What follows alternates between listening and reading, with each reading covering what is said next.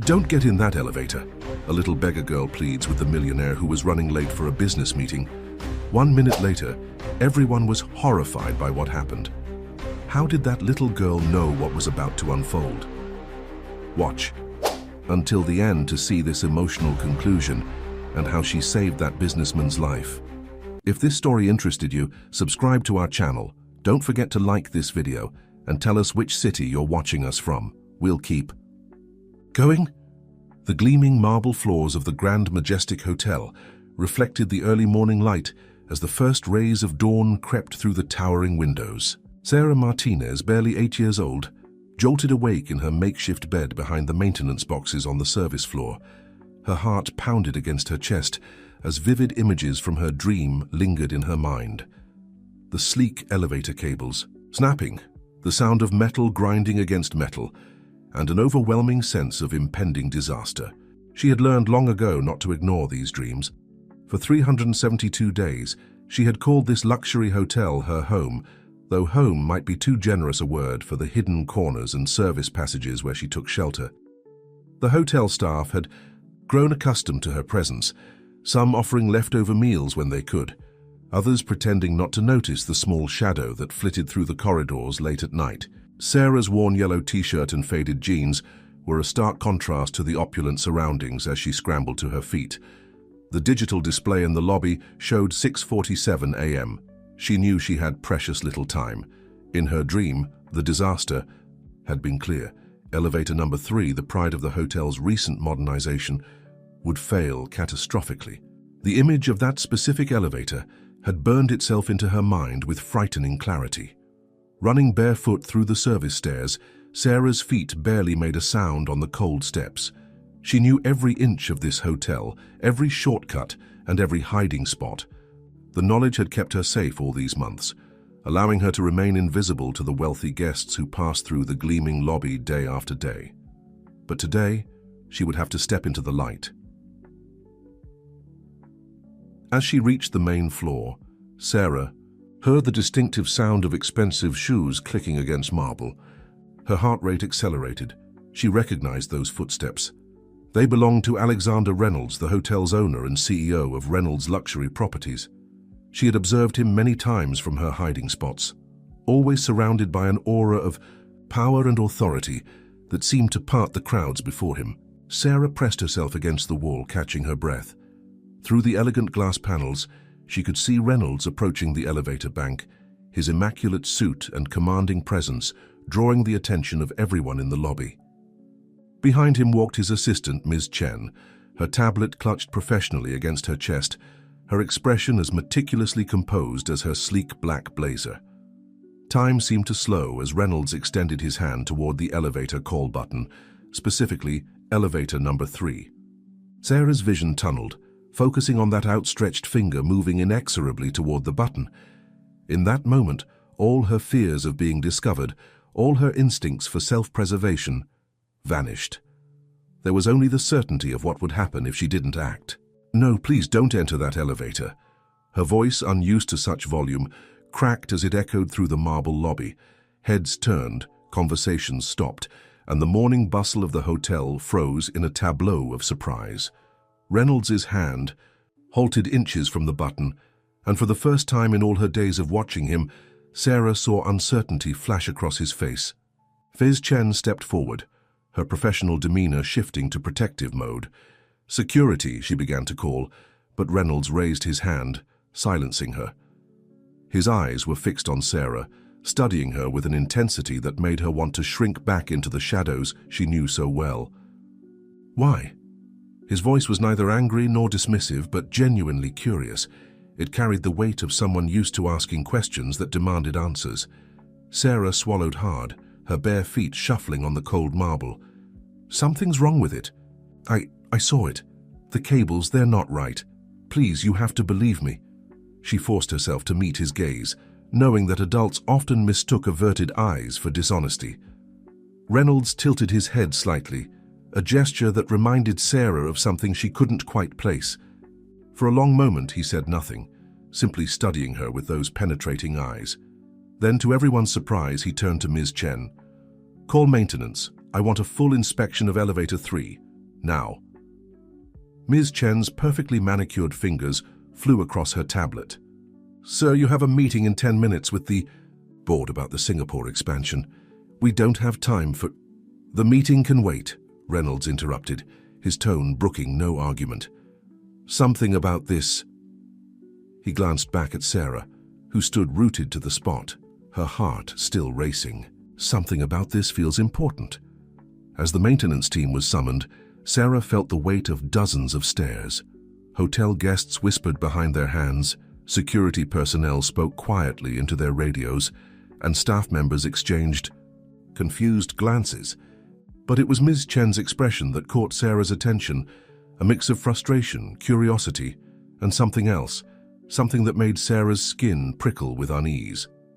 The maintenance team arrived with unprecedented speed, their usual casual demeanor replaced by focused professionalism under Reynolds's watchful eye. Sarah hung back in the shadows of a massive marble column, her heart still racing as she watched the team pry open the elevator doors. The morning sun streaming through the lobby's crystal chandeliers cast dancing patterns on the floor, but Sarah's attention was fixed on the dark cavity beyond those doors. Chief Engineer Marcus Rodriguez, a man who had occasionally slipped Sarah extra food when he found her hiding near the kitchen, directed his team with quiet efficiency. As they began their inspection, Sarah noticed his expression change from professional detachment to growing concern. His weathered face grew increasingly grave as he examined the elevator's mechanisms with specialized equipment. "Mr. Reynolds," Rodriguez called out after several tense minutes, his voice carefully controlled, "you need to see this." He held up what looked like a small black box, its surface gleaming with an odd metallic sheen. "This device isn't part of our system. It's been installed to interfere with the elevator's safety mechanisms." Reynolds stepped forward, his expensive shoes clicking against the marble floor. "Sabotage?" The word hung in the air like a thundercloud. Sarah watched as Ms. Chen's perfectly maintained composure slipped for just a fraction of a second. A slight widening of the eyes, a barely perceptible tightening of her grip on her tablet. Rodriguez nodded grimly. "There's more. The main cables have been partially severed, not enough to be noticeable during regular operation, but they would have failed under stress. Whoever did this knew exactly what they were doing." The lobby had been cleared of guests, but Sarah could see security personnel positioning themselves strategically around the perimeter. Reynolds stood absolutely still, his face a mask of controlled anger. When he finally spoke, his voice was quiet, but carried an edge sharp enough to cut steel. "Ms. Chen, cancel all my meetings for today, and get me everything we have on the maintenance logs for the past month. Every person who had access to this elevator, every security footage frame, every keycard swipe." He turned to Rodriguez. "I want a full inspection of every elevator in this building. No one uses them until we're certain they're safe." As the maintenance team expanded their investigation, Sarah began to edge away from the scene. She had done what she needed to do, warned them about the danger she had seen in her dream. Now it was time to disappear back into her hidden world. But before she could slip away, Reynolds's voice stopped her. "Wait." He wasn't looking at her, but she froze nonetheless. "The girl stays." Sarah felt her chest tighten with panic.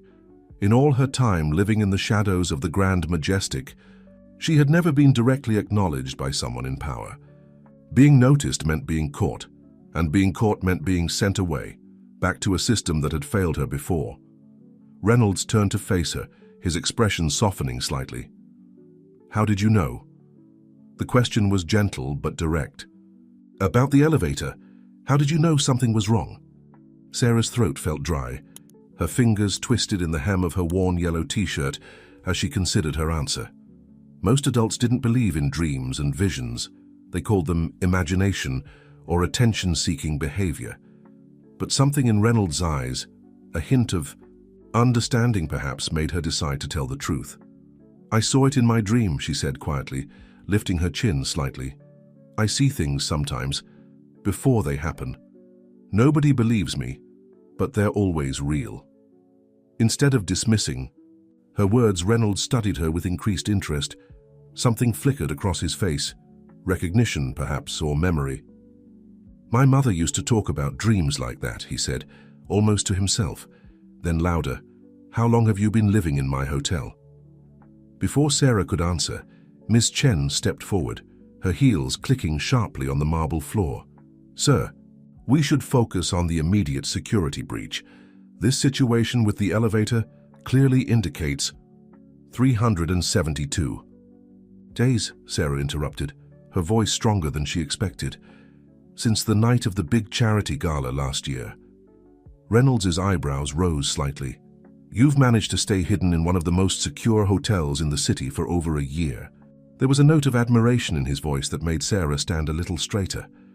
"I know all the quiet places," she said simply. "The spaces people forget to look." A small crowd of hotel security personnel had gathered at a respectful distance, clearly waiting for instructions about how to handle this unusual situation.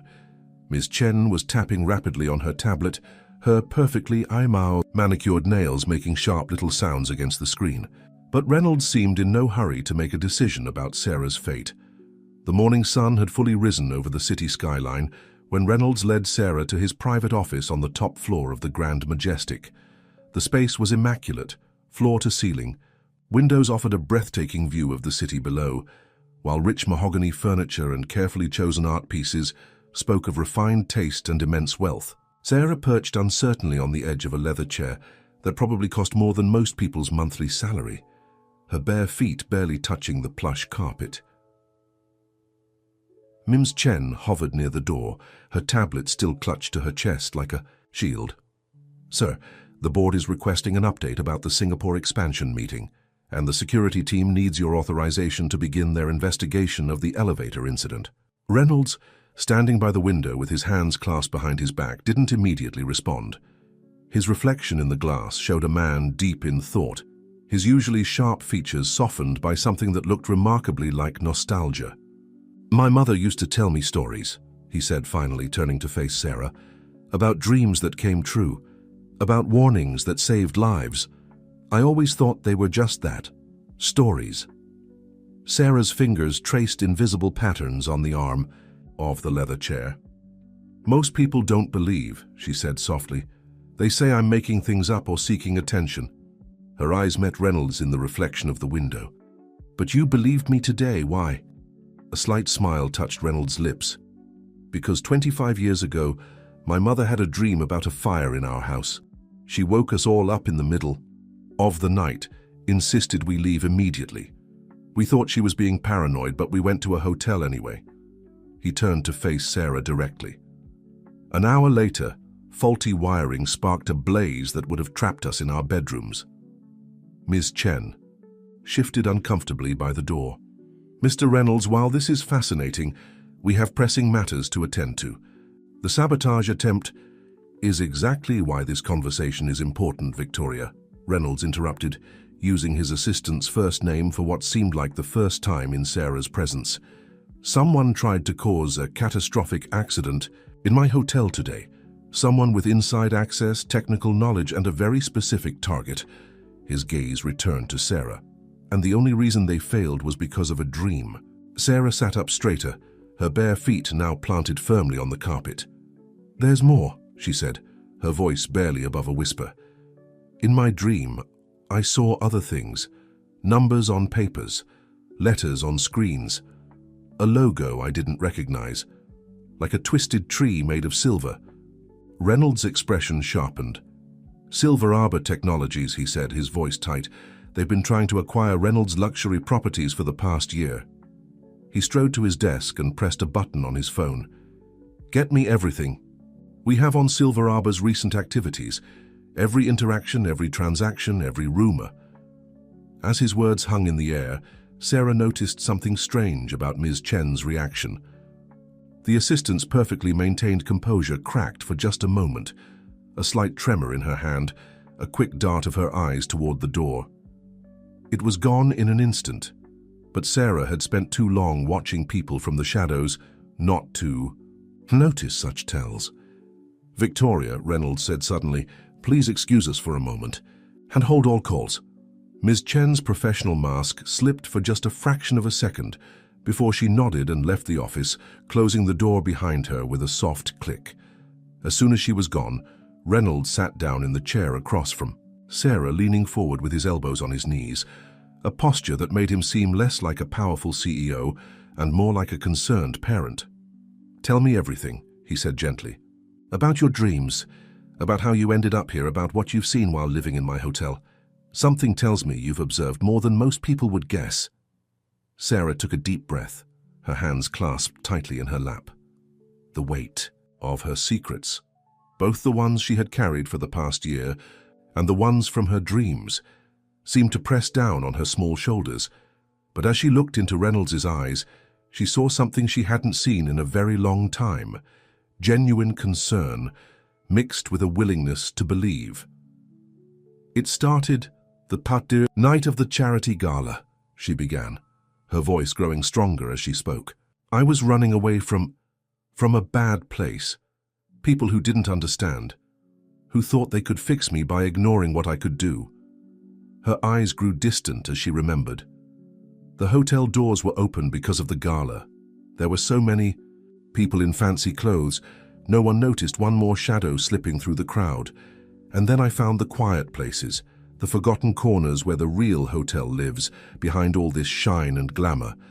As Sarah's story unfolded, Reynolds listened with rapt attention, his expression shifting between concern, amazement, and occasional flashes of anger, not at her, but at the circumstances that had forced a child to live in hiding.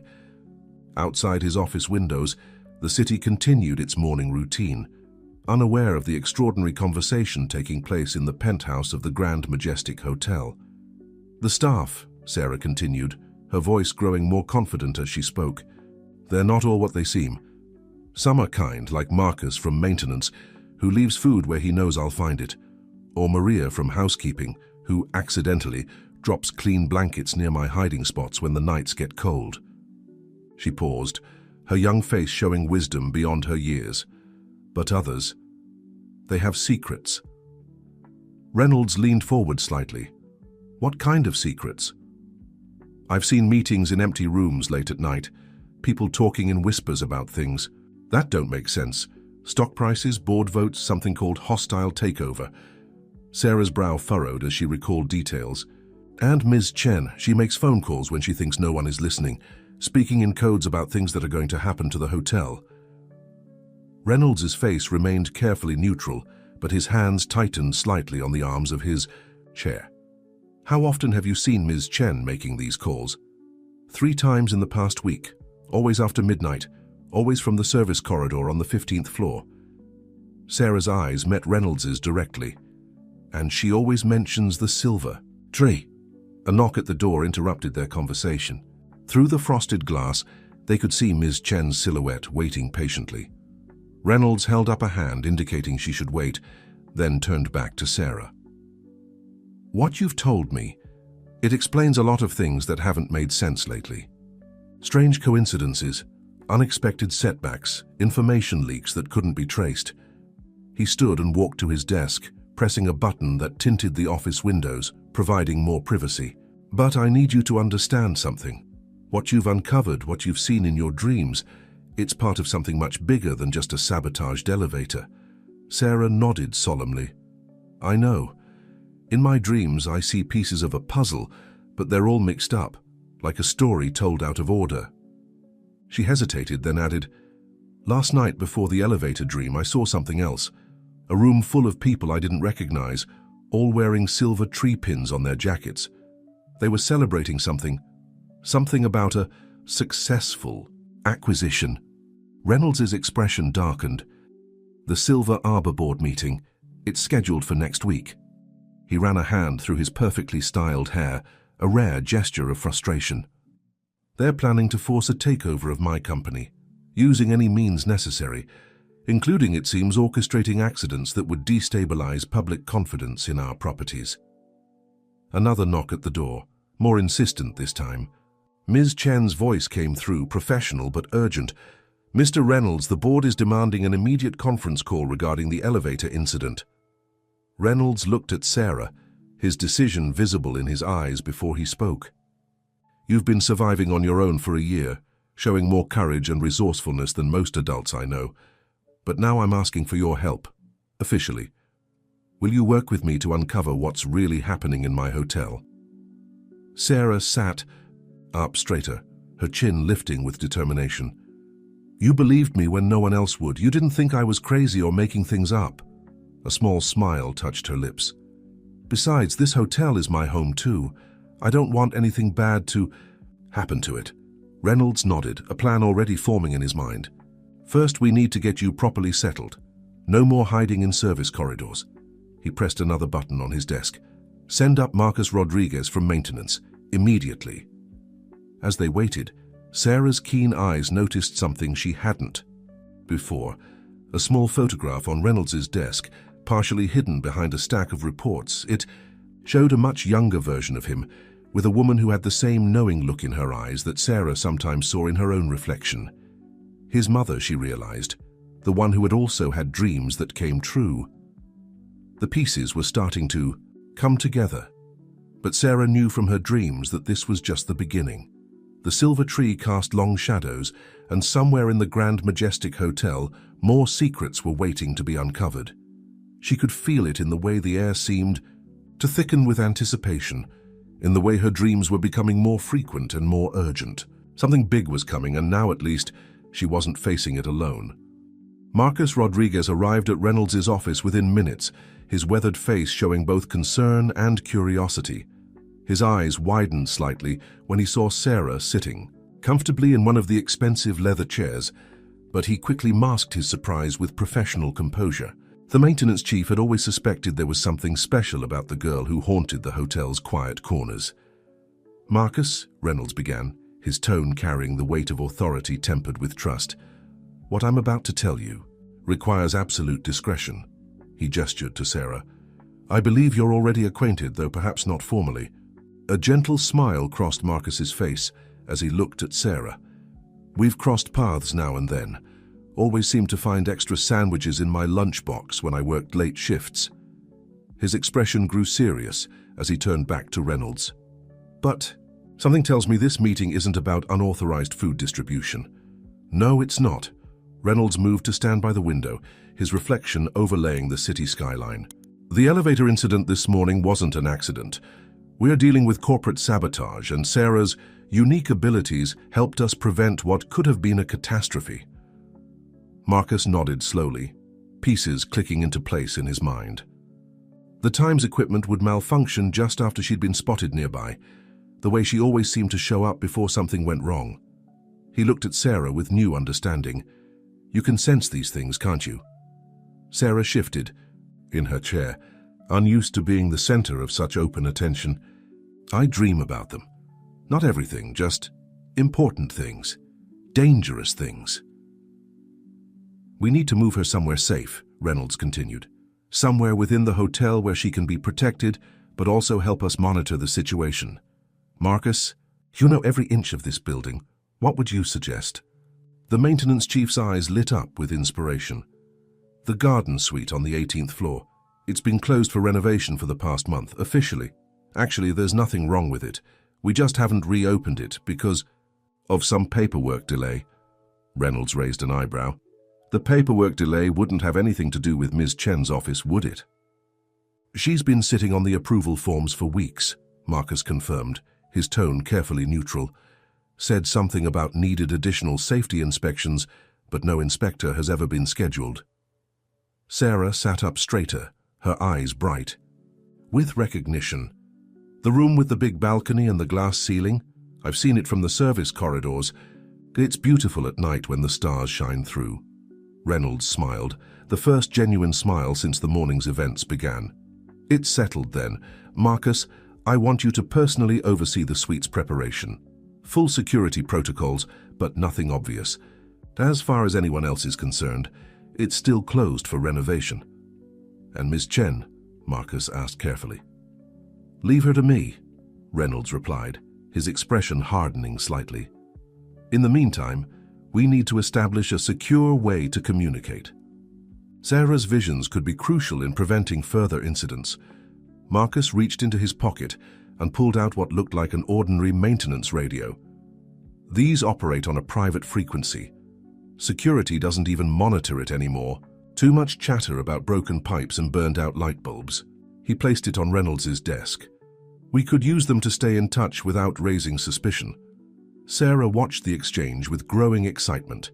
After a year of hiding alone in the shadows, she was suddenly part of something bigger, a team working together to protect the hotel she'd come to think of as home.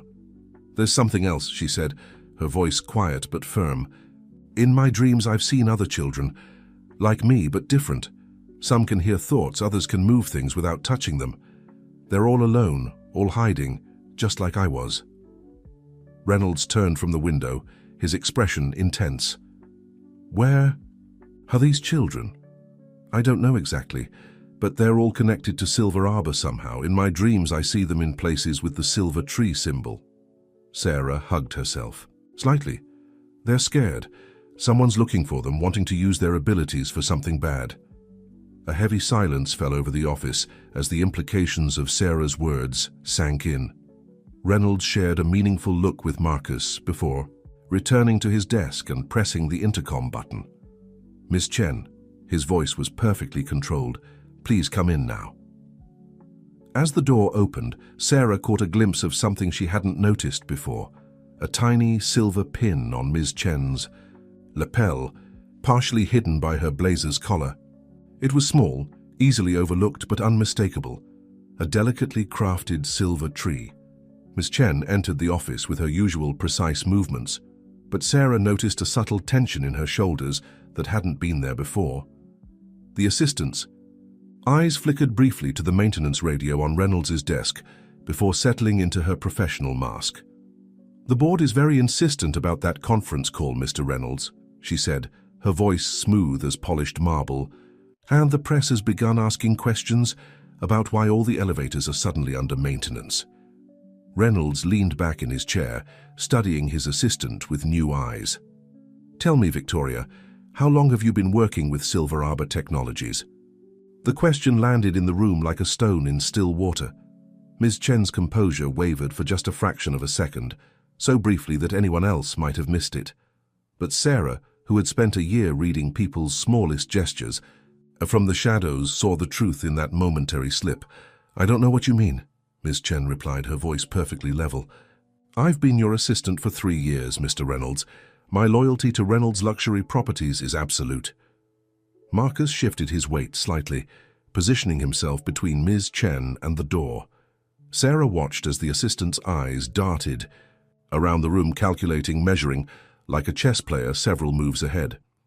"It's interesting," Reynolds continued, his tone conversational, "how many small setbacks we've experienced lately. Missed opportunities, delayed approvals, leaked information that always seems to benefit our competitors." He picked up the maintenance radio, turning it over in his hands. "All coincidences, I'm sure." Ms. Chen's hand moved to her lapel unconsciously, touching the silver tree pin. "Sir, while I appreciate your concern, we really need to address the current crisis." "The elevator incident was no incident at all," Reynolds interrupted, his voice sharp. "It was a carefully planned attempt to destabilize my company, an attempt that would have succeeded if not for an extraordinary warning from a most unexpected source." Sarah watched as something changed in Ms. Chen's eyes, a flash of recognition, followed by what looked almost like fear. The assistant's gaze fixed on Sarah with new intensity. "The girl," Ms. Chen said softly. "She's one of them, isn't she? Like the others they've been tracking." Reynolds stood slowly, his expression dangerous. "What others, Victoria? What exactly does Silver Arbor want with gifted children?" Instead of answering, Ms. Chen moved with surprising speed. Her hand darted into her blazer pocket, pulling out what looked like a small remote control. Before anyone could react, she pressed a button, and suddenly the lights in the office flickered and died. In the moment of darkness and confusion, Sarah's most recent dream flashed through her mind, a sequence she hadn't understood until now. "The window!" she shouted. "She has a—" The sound of breaking glass filled the room as emergency spotlights kicked in. Where Ms. Chen had been standing moments before, there was now a hole in the floor-to-ceiling window. A sleek helicopter hovered just outside, its black surface absorbing the morning light. Marcus lunged forward, But it was too late. Ms. Chen had already leaped the short distance to the helicopter's open door, her movements showing years of training that her professional demeanor had hidden. "She's not working alone," Sarah said urgently, her voice rising above the whir of helicopter blades. "In my dreams, I saw a whole network. People in hotels all over the world, all wearing silver trees, all watching for children like me." Reynolds rushed to his desk, pressing several emergency buttons in rapid succession. Security alarms began blaring throughout the building, but the helicopter was already banking away from the building, becoming smaller against the city skyline. "Are you all right?" Marcus asked Sarah, checking her for any injuries from the broken glass. She nodded, her eyes still fixed on the retreating helicopter. "But we need to hurry. In my dream, after this part, I saw them moving faster, becoming desperate. They're going to try something bigger than just one elevator." Reynolds was already on his phone, issuing rapid-fire orders to his security team, but he paused to look at Sarah, his expression both concerned and determined.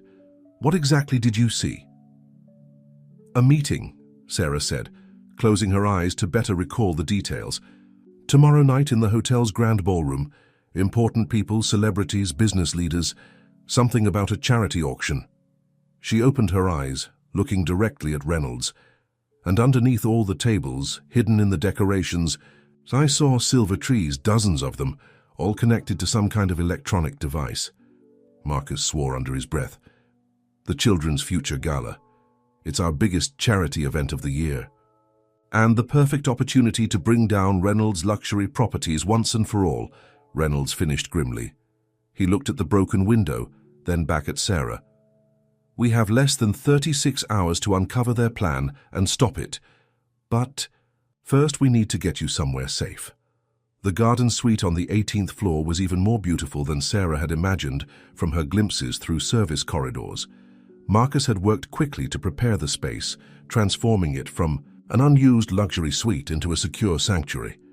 The glass ceiling stretched overhead like a crystal canopy, while the spacious balcony offered a panoramic view of the city that Sarah had previously only seen from maintenance passages and ventilation ducts.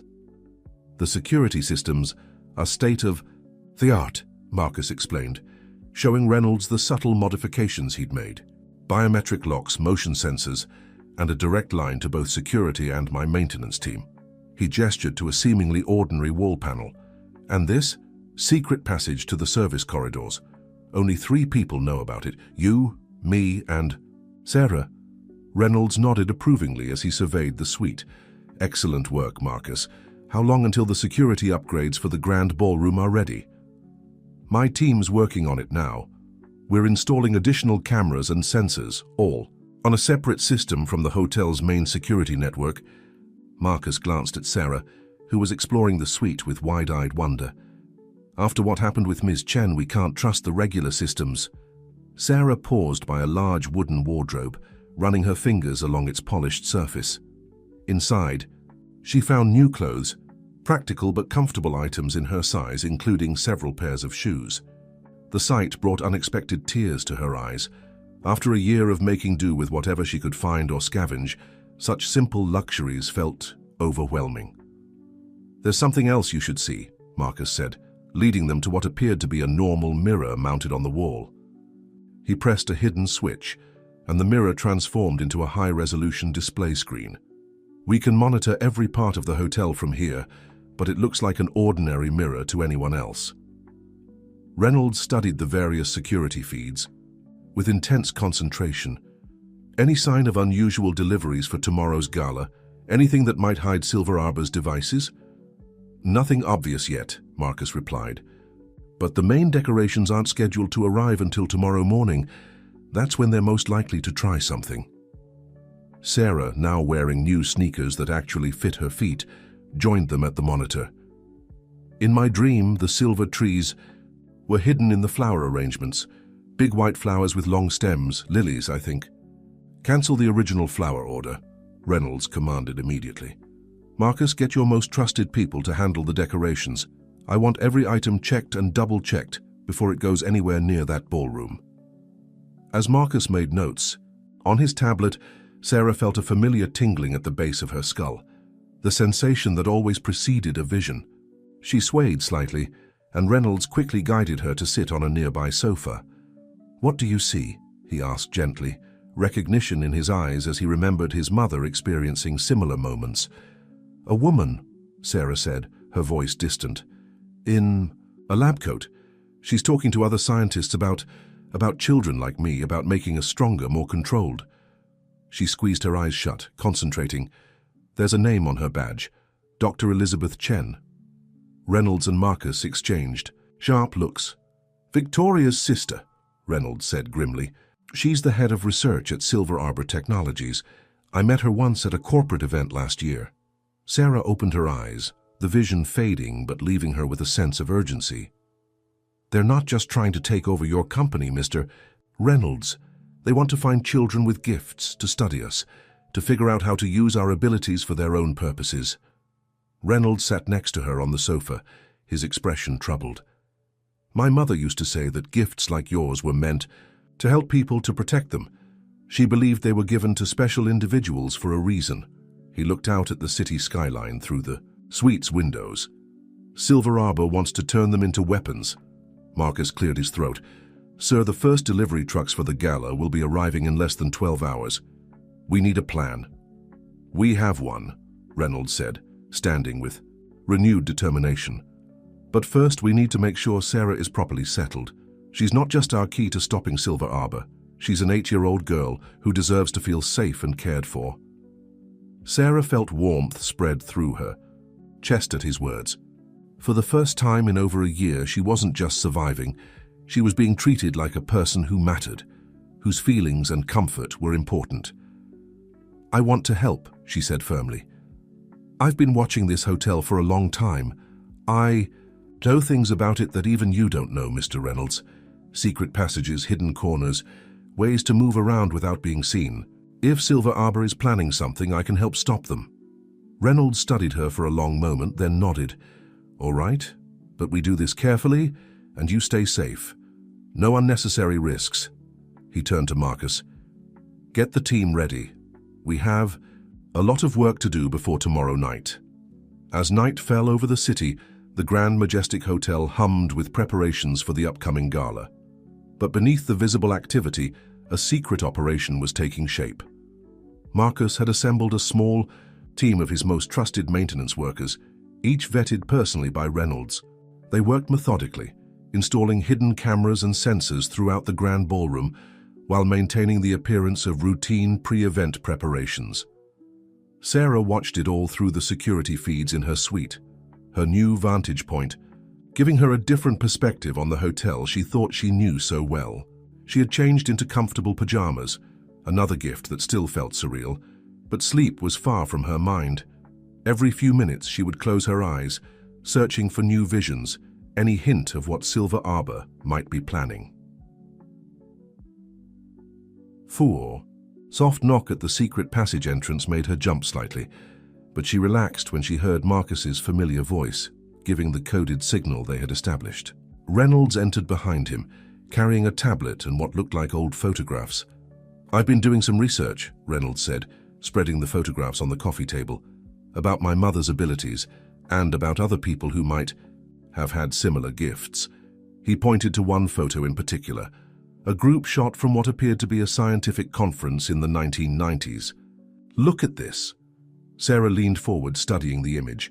In the front row, she recognized a younger version of Reynolds' mother, but it was another face that caught her attention. Standing at the edge of the group was a young woman with familiar features. "Dr. Elizabeth Chen," she said softly, "but she looks different, not as cold as she was in my vision." Reynolds nodded. This was 25 years ago, when she was still a graduate student. She was studying what she called intuitive phenomena, people with extraordinary abilities like yours and my mother's. Back then, her research was about understanding and helping these individuals. "What changed?" Sarah asked, though she felt she already knew the answer. Money, power. Silver Arbor Technologies offered her unlimited funding, but they wanted results they could control and monetize. Reynolds' voice carried a mix of sadness and anger. They didn't want to help people with gifts. They wanted to harness those gifts for their own purposes. Marcus, who had been checking the security feeds, suddenly straightened. "Sir, you need to see this." He adjusted the monitor to show footage from the hotel's loading dock. A delivery just arrived, not on any of our approved lists. They watched as workers in standard hotel uniforms began unloading large crates, marked event equipment. But Sarah noticed something the others might have missed.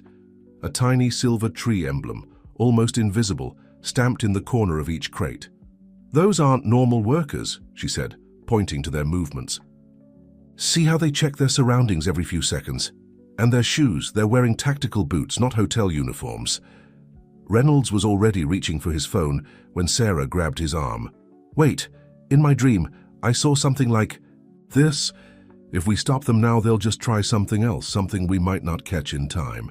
But if we let them think they're succeeding, we can track the crates," Marcus finished, catching on to her thinking.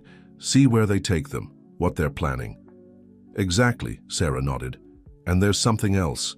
In my dream, I saw a room full of computers somewhere in the hotel, a control center hidden away. That's where everything leads back to." Reynolds studied the security footage thoughtfully.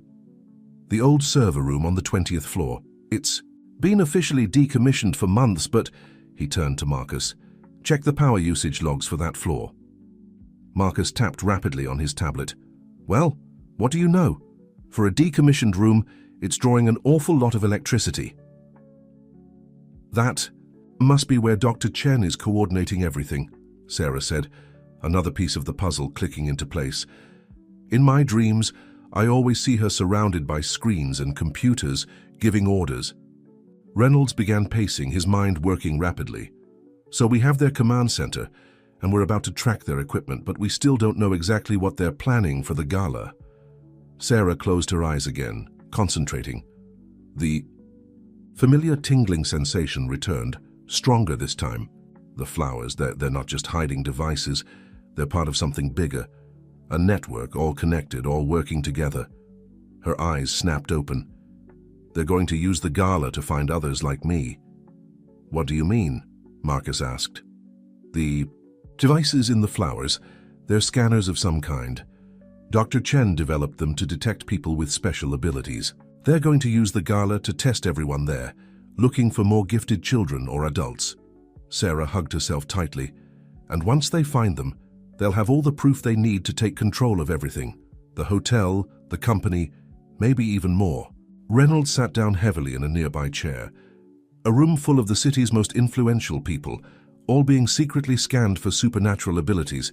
If Silver Arbor reveals that some of them have unexplainable powers, it would cause panic, Marcus finished. Stock prices would plummet, the media would have a field day, Reynolds' luxury properties would be finished, and no one would notice when they started collecting people like me, Sarah added quietly. We'd just disappear one by one, taken to wherever they do their research. Reynolds stood up, his expression hardening with resolve. "Not if we stop them first. Marcus, get your team ready. We're going to let them set up their trap, and then we're going to spring one of our own." Dawn broke over the city as final preparations for the children's future gala kicked into high gear. The grand ballroom of the Grand Majestic Hotel buzzed with activity as decorators, caterers, and event staff worked to transform the space into a glittering showcase of luxury and philanthropy. But beneath this ordinary bustle, a silent battle of wits was unfolding. From her sanctuary in the garden suite, Sarah watched through the security feeds as the Silver Arbor operatives disguised as hotel staff began positioning their special flower arrangements around the ballroom. Each pristine white lily concealed sophisticated scanning technology, creating an invisible web that would search for others with gifts like hers. "They're being careful," Marcus observed, pointing to the monitor. "See how they're spacing her arrangements. It's a perfect grid pattern, maximum coverage of the room." Reynolds nodded grimly. "And our countermeasures?" "In place," Marcus confirmed. "Every one of our trusted staff members is wearing the modified service pins you ordered. If Silver Arbor tries to activate their scanning network, we'll know immediately." Sarah sat cross-legged on the plush sofa, her new clothes still feeling strange but comfortable. She had spent the early morning hours sketching everything she could remember from her dreams, diagrams of the scanning devices, layouts of the hidden control room, even detailed drawings of Dr. Elizabeth Chen's laboratory. "There's something we're missing," she said suddenly, her fingers tracing the patterns she had drawn. "In my dreams, Dr. Chen always looks satisfied, like she knows something we don't." Reynolds moved to examine Sarah's drawings more closely. "These sketches of her lab, what's that equipment in the background?" Sarah squinted at her own drawing. "I'm not sure. It looks like the machines they use in hospitals to see inside people, but different, modified somehow." "MRI machines," Reynolds said, his face paling slightly. "They're studying how gifts like yours work at a biological level, trying to understand the physical mechanism behind them." Marcus whistled low. "If they could figure out how these abilities function, they could potentially replicate them," Reynolds finished, "or control them. This isn't just about finding people with gifts. They want to understand how to manipulate these abilities for their own purposes." Sarah closed her eyes, concentrating hard. New images flickered through her mind, fragments of conversations she had overheard during her year of hiding, pieces of a puzzle finally clicking together. "The Singapore expansion," she said suddenly. Ms. Chen was always talking about it in her late-night calls. But it wasn't really about expanding the hotel chain, was it? Reynolds' eyes widened with realization. "Silver Arbor has a research facility in Singapore, state-of-the-art medical technology, completely private, away from regulatory oversight." He began pacing the room. "They're not just planning to take over my company. They're setting up a global operation." A soft beeping from Marcus's tablet interrupted their discussion. "Sir, the first guests are starting to arrive for the pre-gala setup. Board members, major donors, press, and every one of them will be scanned," Sarah added quietly. "But there's something else, something about the timing." She returned to her drawings, flipping through pages of sketches. "Here, in my dreams, I keep seeing a clock. 9:47. It feels important, but I don't know why." Reynolds checked his watch. "That's about an hour into the main gala event, when most of the guests will be present." He turned to Marcus. "What's scheduled for that time?" Marcus consulted his tablet. "The main charity auction begins at 9:30. At 9:45, you're supposed to give a speech about the future of Reynolds' luxury properties and announce a major new initiative." "The perfect moment," Reynolds said grimly. "If they can prove that supernatural abilities exist, right as I'm announcing a new business direction." He trailed off, the implications clear. Sarah stood up, her small face set with determination. "We need to get into that control room, not just to stop them, but to find out everything they know about others like me, about what they're really planning." "It's too dangerous," Reynolds protested. "If they catch you—" "They won't," Sarah interrupted. "I lived in this hotel's hidden spaces for a year without anyone finding me. I know ways to move around that aren't on any blueprint." She met Reynolds' concerned gaze steadily. "And I'm the only one who can sense their technology. You need me for this to work." Reynolds looked at Marcus, who shrugged slightly. "She's right, sir. None of us would know what to look for in that control room, and she does know this hotel better than anyone." After a long moment, Reynolds nodded. "All right, but we do this carefully, and you stay in constant communication." He picked up one of the secure radios. "We have 10 hours until the gala begins. Let's make them count." The service corridors of the Grand Majestic Hotel had always been Sarah's domain, but now she moved through them with new purpose. Dressed in a carefully chosen outfit that would blend in with both shadows and crowds, she navigated the hidden pathways that threaded through the building's skeleton. Marcus's voice came through her earpiece in quiet, measured tones, guiding her based on the security feeds he monitored from the garden suite. "2 Silver Arbor operatives just entered the north stairwell," he reported. "Hold position until they pass." Sarah pressed herself into an alcove, her breathing steady and controlled. After a year of avoiding detection, stillness came naturally to her. She watched through a ventilation grate as 2 men in hotel uniforms passed by, their movements too precise and alert to be regular staff. They're carrying something, she whispered into her radio. Small black cases with the Silver Tree logo. More scanning equipment, probably, Reynolds' voice replied. Any sense of what's inside? Sarah concentrated, reaching out with her extra sense. They feel wrong, like the flowers, but stronger, more focused. She suppressed a shiver. They're meant to do more than just detect people like me. Careful, Marcus warned. Dr. Chen just entered the 20th floor. She's heading toward the control room. Sarah waited until the operatives' footsteps faded before continuing her journey upward. The old server room was her destination, but she needed to approach it carefully. In her dreams, she had seen the layout of surveillance equipment guarding the control center. Cameras, motion sensors, and more exotic devices she couldn't name. As she neared the 20th floor, Sarah felt a familiar tingling at the base of her skull. Pressing her hand against the wall to steady herself, she let the vision wash over her. I can see inside the control room, she whispered into her radio. Dr. Chen is talking to someone. A man in an expensive suit. They're looking at screens showing the ballroom, watching the setup. She concentrated harder. She's saying something about Phase 1 being ready and something about acquisition protocols being in place.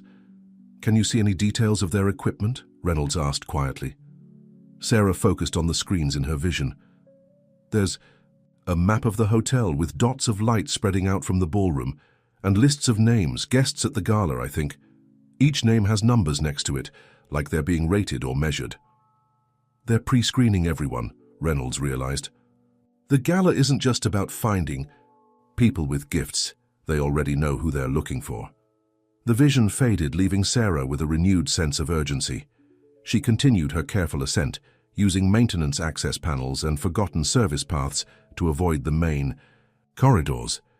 Years ago, during the hotel's construction, these passages had been used by workers installing the building's complex systems. Now they were Sarah's secret highways. Finally, she reached the 20th floor.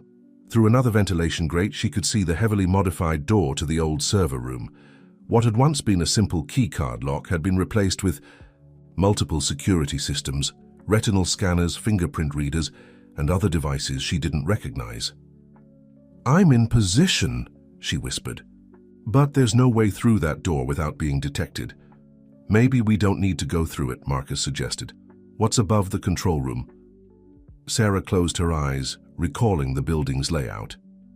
Storage space, old furniture, seasonal decorations, and the climate control systems for this section of the hotel. Can you get up there? Reynolds asked. A small smile crossed Sarah's face. There's a maintenance shaft in the north corner. I used to use it to stay warm in winter. It carries heat from the lower floors. Be careful, Reynolds cautioned. If they detect any unusual movement. They won't, Sarah assured him. I'm smaller and lighter than they'd expect. Their sensors are calibrated for adults. Moving with practiced ease, she located the maintenance shaft and began her careful climb.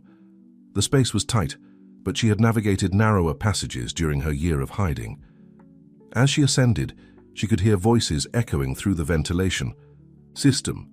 Dr. Chen and her associates discussing their plans. The scanning network is online, a male voice reported. We're picking up baseline readings from the setup crew now. Excellent, Dr. Chen's voice replied. Make sure all the data is being recorded. We'll need it to calibrate the primary scan during the gala. There was a pause, then, any sign of the girl? Sarah froze in her climb, hardly daring to breathe. Nothing yet, another voice answered. But our operatives are monitoring all exits. If she's still in the hotel, we'll find her. She's the key, Dr. Chen said firmly. Her abilities are the strongest we've ever recorded. Once we understand how they work. She trailed off as someone entered the room, and Sarah couldn't make out the rest of the conversation. Continuing her climb, she finally reached the storage level above the control room. Dust covered everything, indicating that this space hadn't been used in months. Perfect. Through gaps in the floor, she could see glimpses of the technology-filled room below. I'm in position, she whispered into her radio. I can see everything. They're doing, and she paused, noticing something important. There's a terminal up here connected to their system. I think it's some kind of emergency backup. "Can you access it?" Reynolds asked. Sarah studied the terminal. "Maybe, but more importantly, I can see what they're planning. They have files open on their screens, documents about something called Project Arbor." She squinted, trying to make out the text. "It's bigger than we thought. They're not just looking for people with gifts. They're trying to create more of us." From her vantage point above the control room, Sarah carefully documented everything she could see on the screens below. The dust-covered emergency terminal hummed quietly beside her, its soft blue light casting strange shadows in the storage space. Through her earpiece, she could hear Reynolds and Marcus discussing the implications of what she was discovering. "Project E. Arbor isn't just a research program," she whispered, eyes fixed on the documents displayed on the screens below. "They've been studying people like me for years, all over the world. Children who can see the future, adults who can move things with their minds, even people who can heal others just by touching them." "How many?" Reynolds asked, his voice tight with concern. Sarah scanned the files quickly. "Dozens, maybe hundreds. They have a database." She squinted at the scrolling information. "They're categorizing everyone by their abilities, trying to understand how the gifts work and why some people are stronger than others." Through a gap in the floor, she could see Dr. Chen moving between workstations, her lab coat now replaced with an elegant evening dress. The gala would be starting soon, and the scientist was clearly preparing to play her part in the evening's events. "The scanning network is at 90% power," one of the technicians reported. "We're already picking up interesting readings from some of the early arrivals." Dr. Chen nodded, studying a display that showed heat map-like patterns spreading across a diagram of the ballroom. "Remember, we're not just looking for active abilities. Many of them don't even know what they can do. The stress of public exposure might be exactly what we need to trigger latent powers." Sarah felt a chill run down her spine. "They're going to try to force people's abilities to manifest," she whispered into her radio. "During your speech, Mr. Reynolds, they think if they can cause enough anxiety and tension, people's gifts might reveal themselves involuntarily," Reynolds finished, "creating exactly the kind of public spectacle they need to justify their research." Below, Dr. Chen was addressing her team. "Once the scanning network identifies potential subjects, our operatives will move into position. Remember, we need incontrovertible evidence. Video, sensor data, everything. By tomorrow morning, the world will know that supernatural abilities are real, and Silver Arbor Technologies will be the only company with the research and technology to understand and control them." Sarah's attention was drawn to a particular file on one of the screens, a detailed profile with her own picture. The image was over a year old, taken from security footage the night she had first snuck into the hotel. But it was the information accompanying the photo that made her breath catch. "Subject exhibits unprecedented precognitive abilities," she read quietly into her radio. "Potential for enhancement estimated at 85% above baseline. Priority 1 acquisition. Target," she swallowed hard. "They've been looking for me all along. The elevator sabotage. It wasn't just about damaging the hotel, they were trying to flush me out." "Sarah," Marcus's voice came through her earpiece, urgent but controlled. "We're picking up increased activity in the corridors around your position. They're doing pre-gala security sweeps." She pressed herself flatter against the dusty floor, barely breathing as footsteps passed below. Through another gap, she could see more Silver Arbor operatives arriving, these ones dressed in formal attire. That would let them blend in with the gala guests. "The first wave of guests is arriving now," Reynolds reported. "I need to head down to greet them. Sarah, have you seen enough?" "Almost," she whispered. "There's something else here, something about their long-term plans." She focused on another screen, where complex diagrams and technical specifications were displayed. "They're building something in Singapore, some kind of enhancement facility." Dr. Chen's voice rose from below, addressing someone who had just entered the control room. "Everything is proceeding according to schedule, Mr. Blackwood. By this time tomorrow, Reynolds' luxury properties will be in chaos, their reputation in tatters. The board will have no choice but to accept Silver Arbor's acquisition offer." "Excellent," a deep male voice replied, smooth, cultured, and somehow familiar to Sarah. And the girl? Our operatives are certain she's still in the building. It's only a matter of time before... A sudden alert from one of the monitoring stations interrupted her. Dr. Chen, we're picking up an anomalous reading from the 20th, floor just above this position. Sarah's heart nearly stopped. The emergency terminal, its power signature must have shown up on their systems. She quickly gathered her notes and began inching away from her observation position. Security teams to the storage level now, Dr. Chen's voice commanded. Full sweep pattern, she has to be here somewhere. Sarah, get out of there, Reynolds urged through the radio. Use the routes we planned. We'll create a distraction to cover your escape.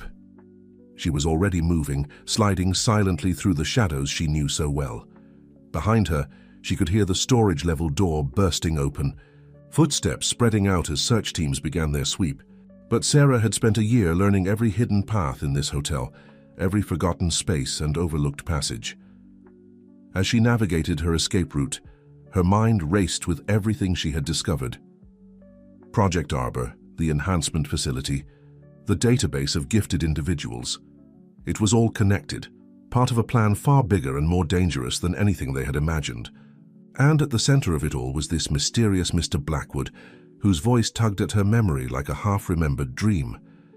The Grand Majestic's lobby had transformed into a glittering showcase of wealth and influence.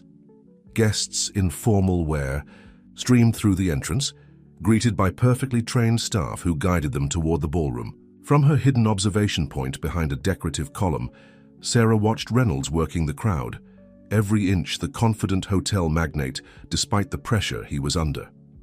Security teams are still searching the upper floors, Marcus reported, through her earpiece. But they're starting to move down toward the ballroom level. Whatever you found up there really got them nervous. Sarah clutched her notes tightly, the papers containing hastily scribbled details about Project Arbor and the Singapore facility. They're planning something for 9:47 exactly, she whispered. Something about electromagnetic pulses and neural stimulation. I couldn't understand all the technical terms, but they think they can force people's abilities to manifest. She watched as another group of guests entered, led by a tall man in an impeccably tailored tuxedo.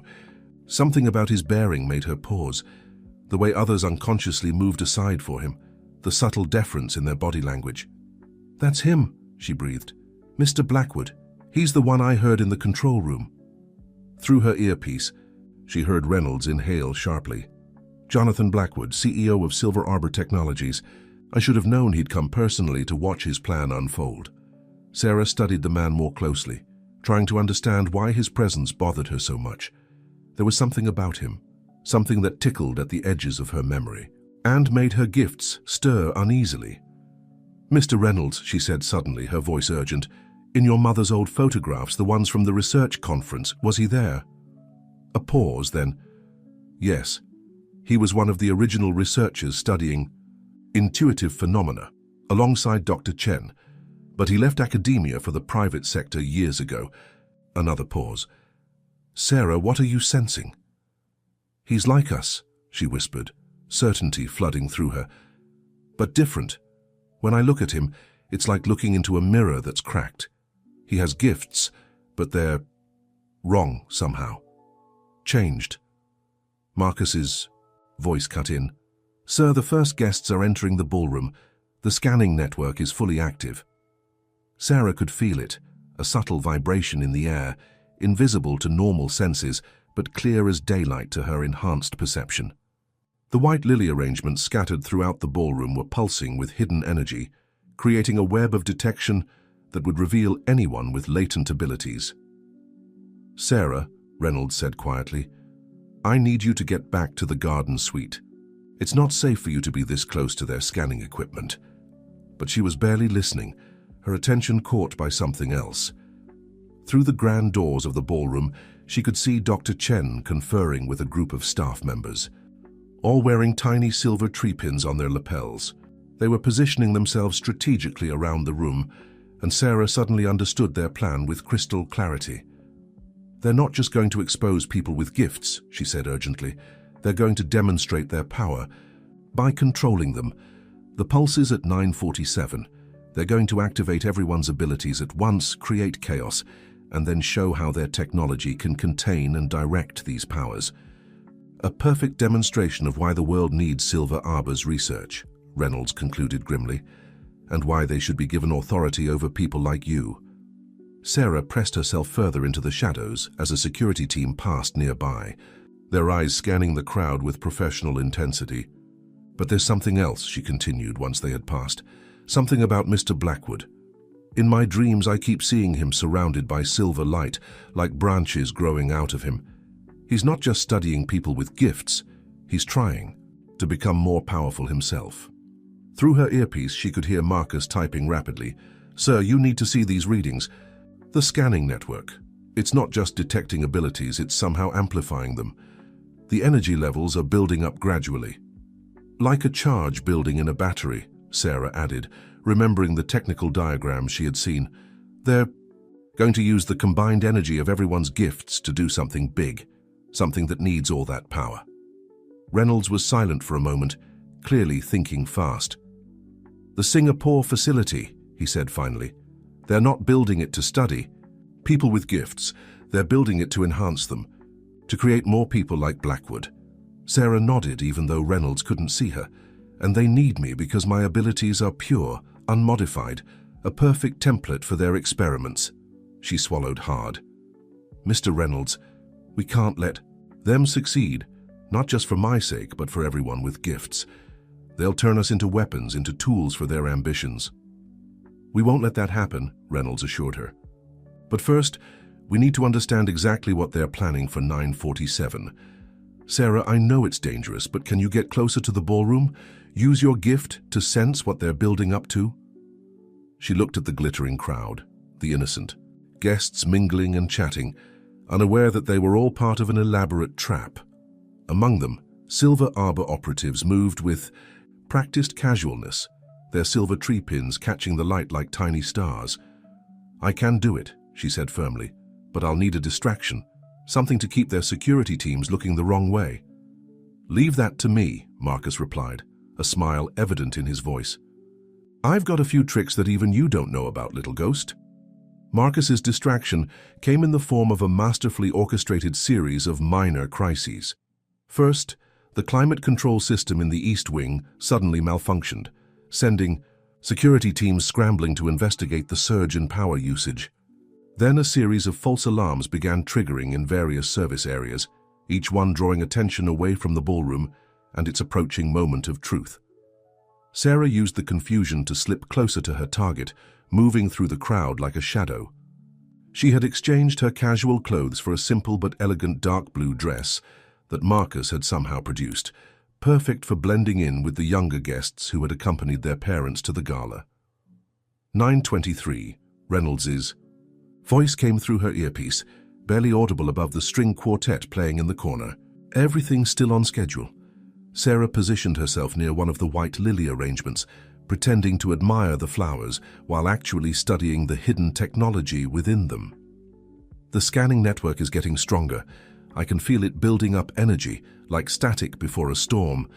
Through the crowd, she caught glimpses of Dr. Chen circulating among the guests, her elegant evening gown a far cry from the lab coat she had worn earlier. The scientist moved with purpose, subtly directing her operatives into position around the ballroom's perimeter. Mr. Blackwood is meeting with some of the board members, Sarah whispered, watching the CEO's commanding presence draw people to him like moths to a flame. He's showing them something on his phone. Their expressions. They look impressed. Worried, but impressed. Probably preliminary data from the scanning network, Reynolds replied, proving that his claims about supernatural abilities are more than just theories. Sarah was about to respond when a familiar tingling sensation crept up her spine. A vision was coming, stronger than any she had experienced before.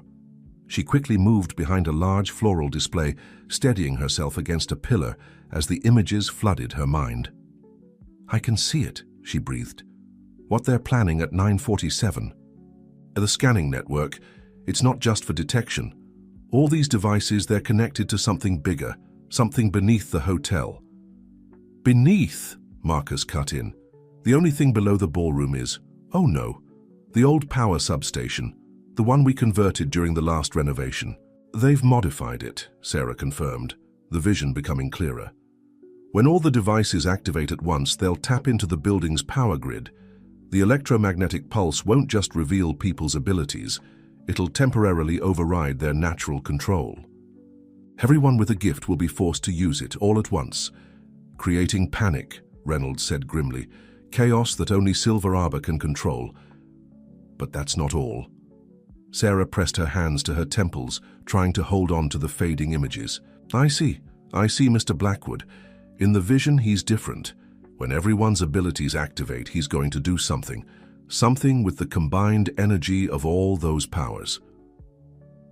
A sudden shift in the crowd drew her attention back to the present. The string quartet had finished their set, and hotel staff, real staff, not Silver Arbor operatives, were beginning to guide guests toward their tables. The charity auction would be starting soon, followed by Reynolds's speech. Sarah, Marcus's voice was urgent, we're picking up increased power draws from the substation. Whatever they've installed down there, it's starting to power up. She could feel it too, a subtle vibration in the air, a tension that seemed to make the crystal chandeliers tremble ever so slightly. Most of the guests wouldn't notice anything unusual, but to her enhanced senses, the ballroom felt like a powder keg waiting for a spark. "Mr. Reynolds," she whispered, "I need to get down to that substation. If we can disable their modifications before 9:47. "Too dangerous," he interrupted. "They'll be guarding it." "Not as heavily as you'd think," she countered.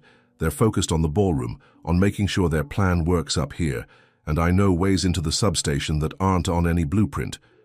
A long pause followed. Sarah could almost hear Reynolds weighing the risks against their dwindling options. Finally, he spoke. "Marcus, what's our timeline?" 9:32 now, Marcus replied. "Auction starts in 3 minutes, your speech at 9:45. "That gives us 15 minutes, Sarah," finished. "I can do it. I've mapped every maintenance tunnel and service corridor in this building. Some of them are so old they've been forgotten by everyone except me." Another pause, then Reynolds sighed. "All right, but you stay in constant contact, and at the first sign of trouble." "I'll get out," she promised. "I know how to disappear when I need to." As if to emphasize her point, she was already moving, slipping between groups of chattering guests toward a hidden service door. But just before she reached it, something made her pause. Air conversation between two Silver Arbor operatives, barely audible above the crowd. "Package is in position in the substation. Blackwood says it's the last piece we need." The amplification chamber, the one from the Singapore facility. Prototype version. Once it's charged with enough power from the pulse. Sarah didn't hear the rest, but she didn't need to. The pieces were clicking together in her mind, forming a picture more dangerous than anything they had imagined.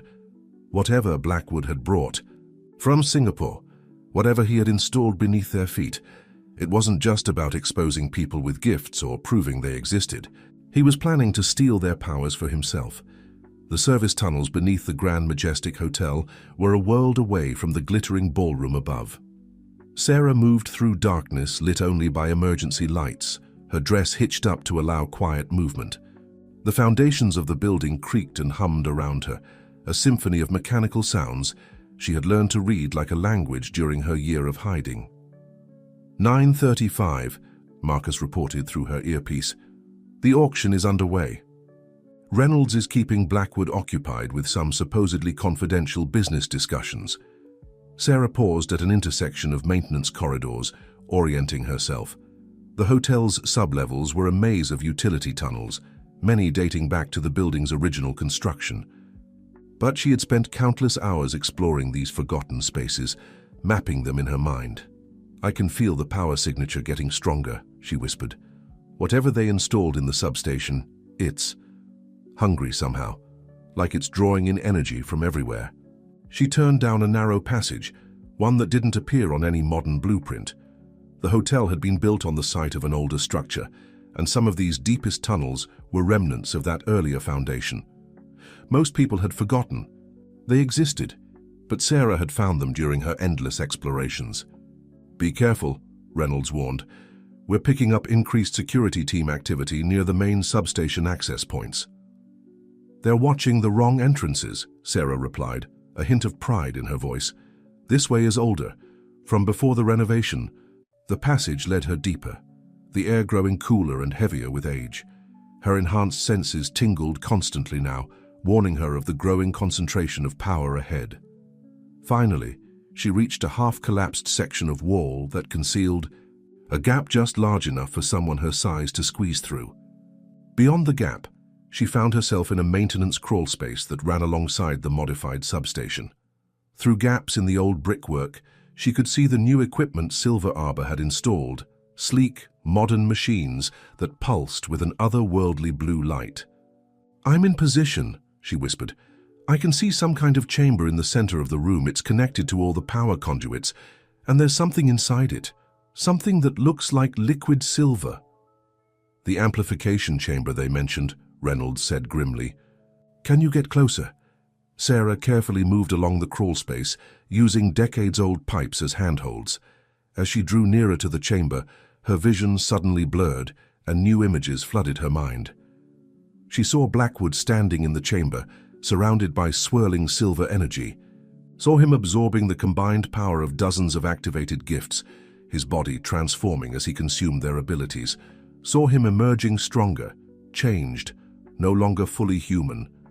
"He's going to use everyone's powers to transform himself," she gasped as the vision faded. "The pulse at 947 won't just reveal people with gifts. It'll channel their abilities through the scanning network and into this chamber, into him." "Can you disable it?" Marcus asked urgently. Sarah studied the chamber through another gap in the wall. "Maybe. There's a control panel near the base, if I can reach it." She began working her way down, moving as silently as possible, but just as she reached the bottom of the crawl space, voices echoed from the main entrance to the substation. "Final power check complete," a technician reported. "Chamber is at 80% capacity and rising." "Excellent," Dr. Chen's voice carried clearly in the underground space. "Mr. Blackwood will be down shortly for the final preparations. Everything must be perfect." Sarah pressed herself against the wall, barely breathing as footsteps approached her position. Through a crack in the old brickwork, she could see Dr. Chen studying readouts on a tablet, her elegant evening dress incongruous in the industrial setting. 9:40, Marcus whispered in her ear. "Reynolds is about to begin his speech." Sarah closed her eyes, concentrating. She could feel the power building in the chamber, like a storm about to break. But there was something else, a weakness in the system, a flaw that her gift was trying to show her. "The convergence has to be perfect," Dr. Chen was saying to her team. "When the pulse triggers everyone's abilities, the chamber needs to channel all that energy precisely. If the flow is disrupted even slightly..." She didn't finish the thought, but Sarah understood.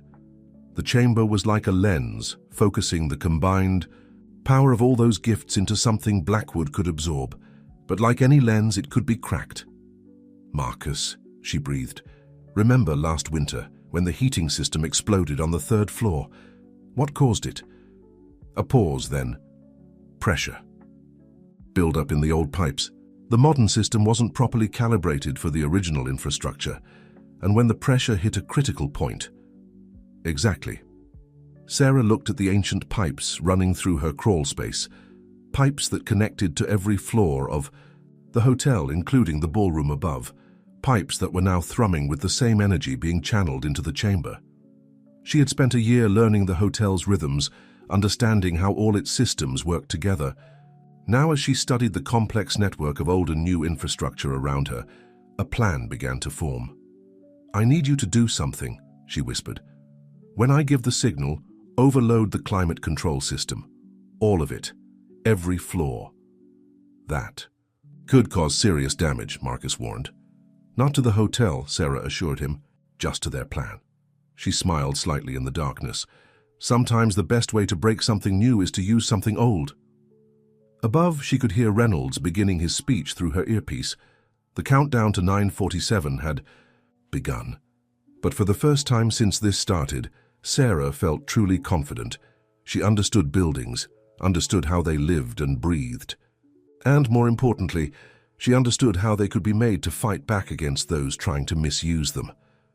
In the ballroom above, Reynolds stood at the podium, his voice carrying across the crowd with practiced ease. Through Sarah's earpiece, she could hear him speaking about the future of luxury hospitality, about innovation and tradition working hand in hand. But beneath his smooth delivery, she detected the subtle tension of a man playing for time. 9:43, Marcus reported. Quietly, climate control systems are prepped for overload on your signal. But Sarah, you should know, we're detecting movement in the service corridors, multiple security teams converging on the sub-level. Sarah pressed herself deeper into her hidden observation spot, watching as more Silver Arbor technicians entered the substation. The amplification chamber pulsed with increasing intensity, its liquid silver content swirling like a metallic storm.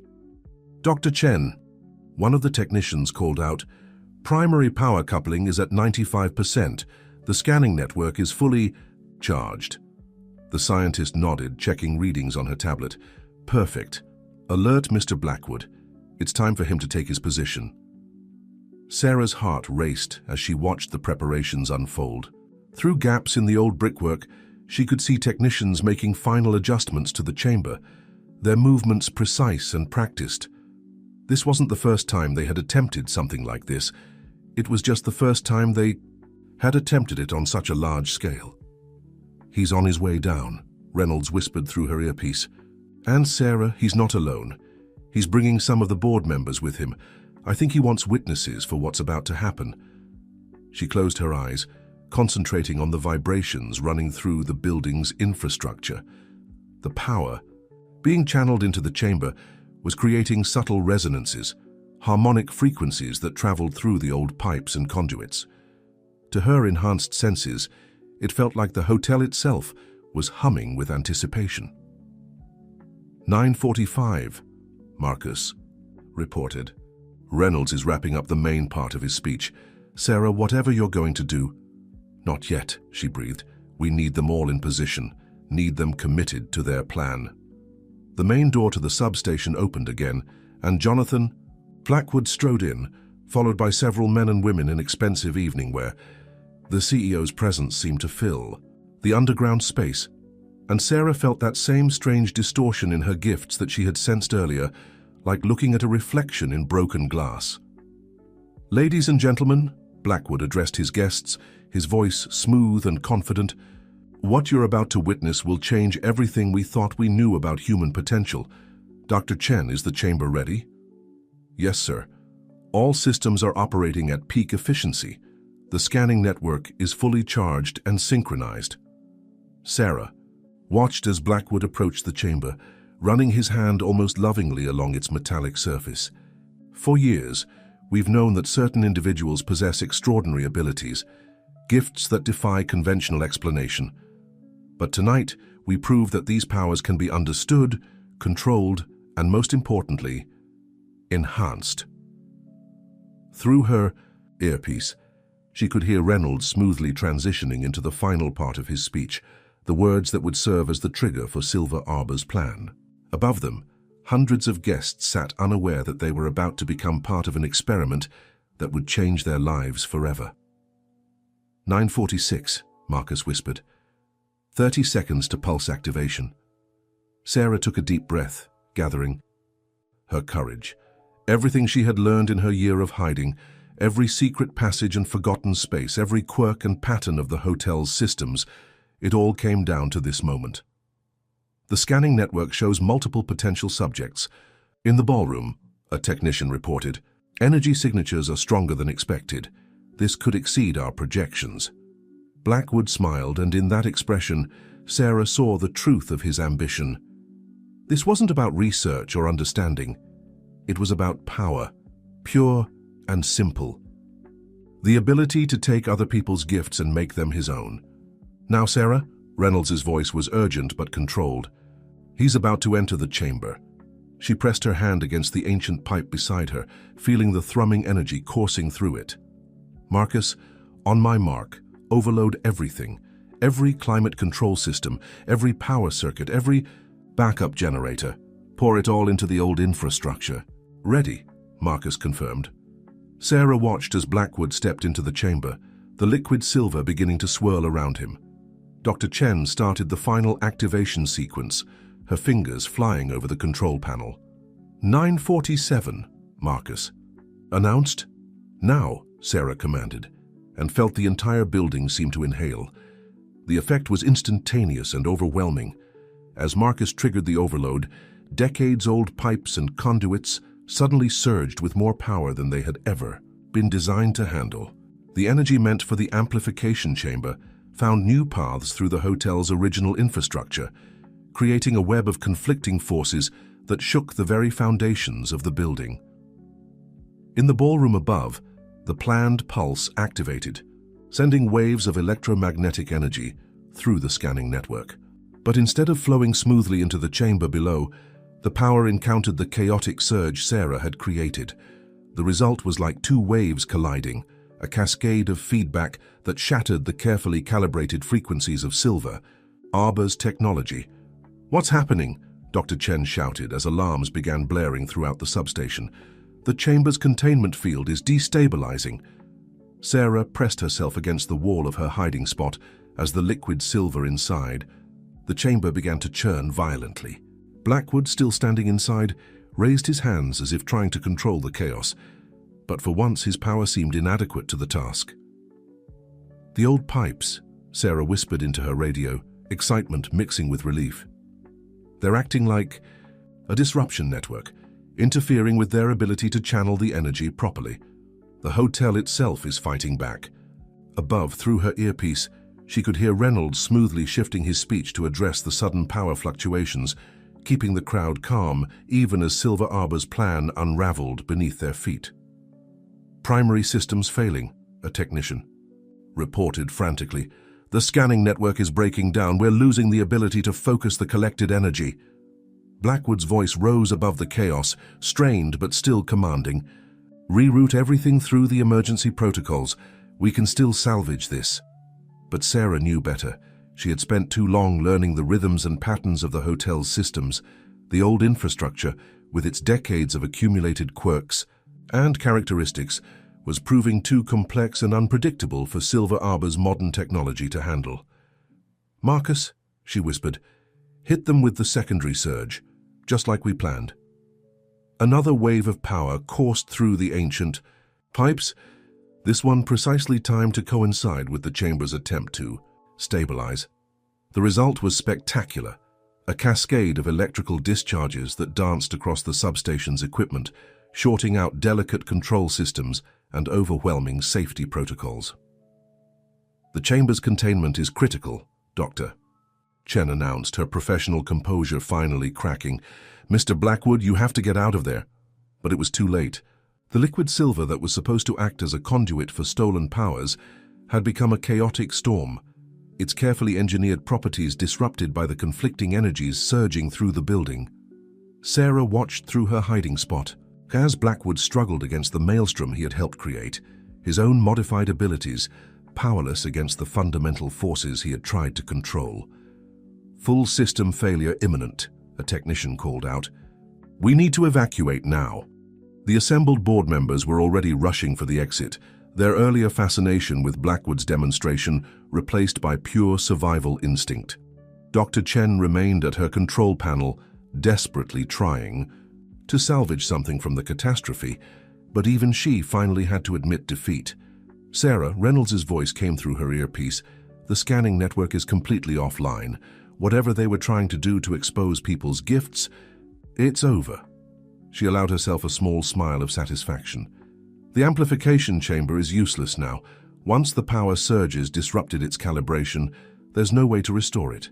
They'd have to rebuild everything from scratch."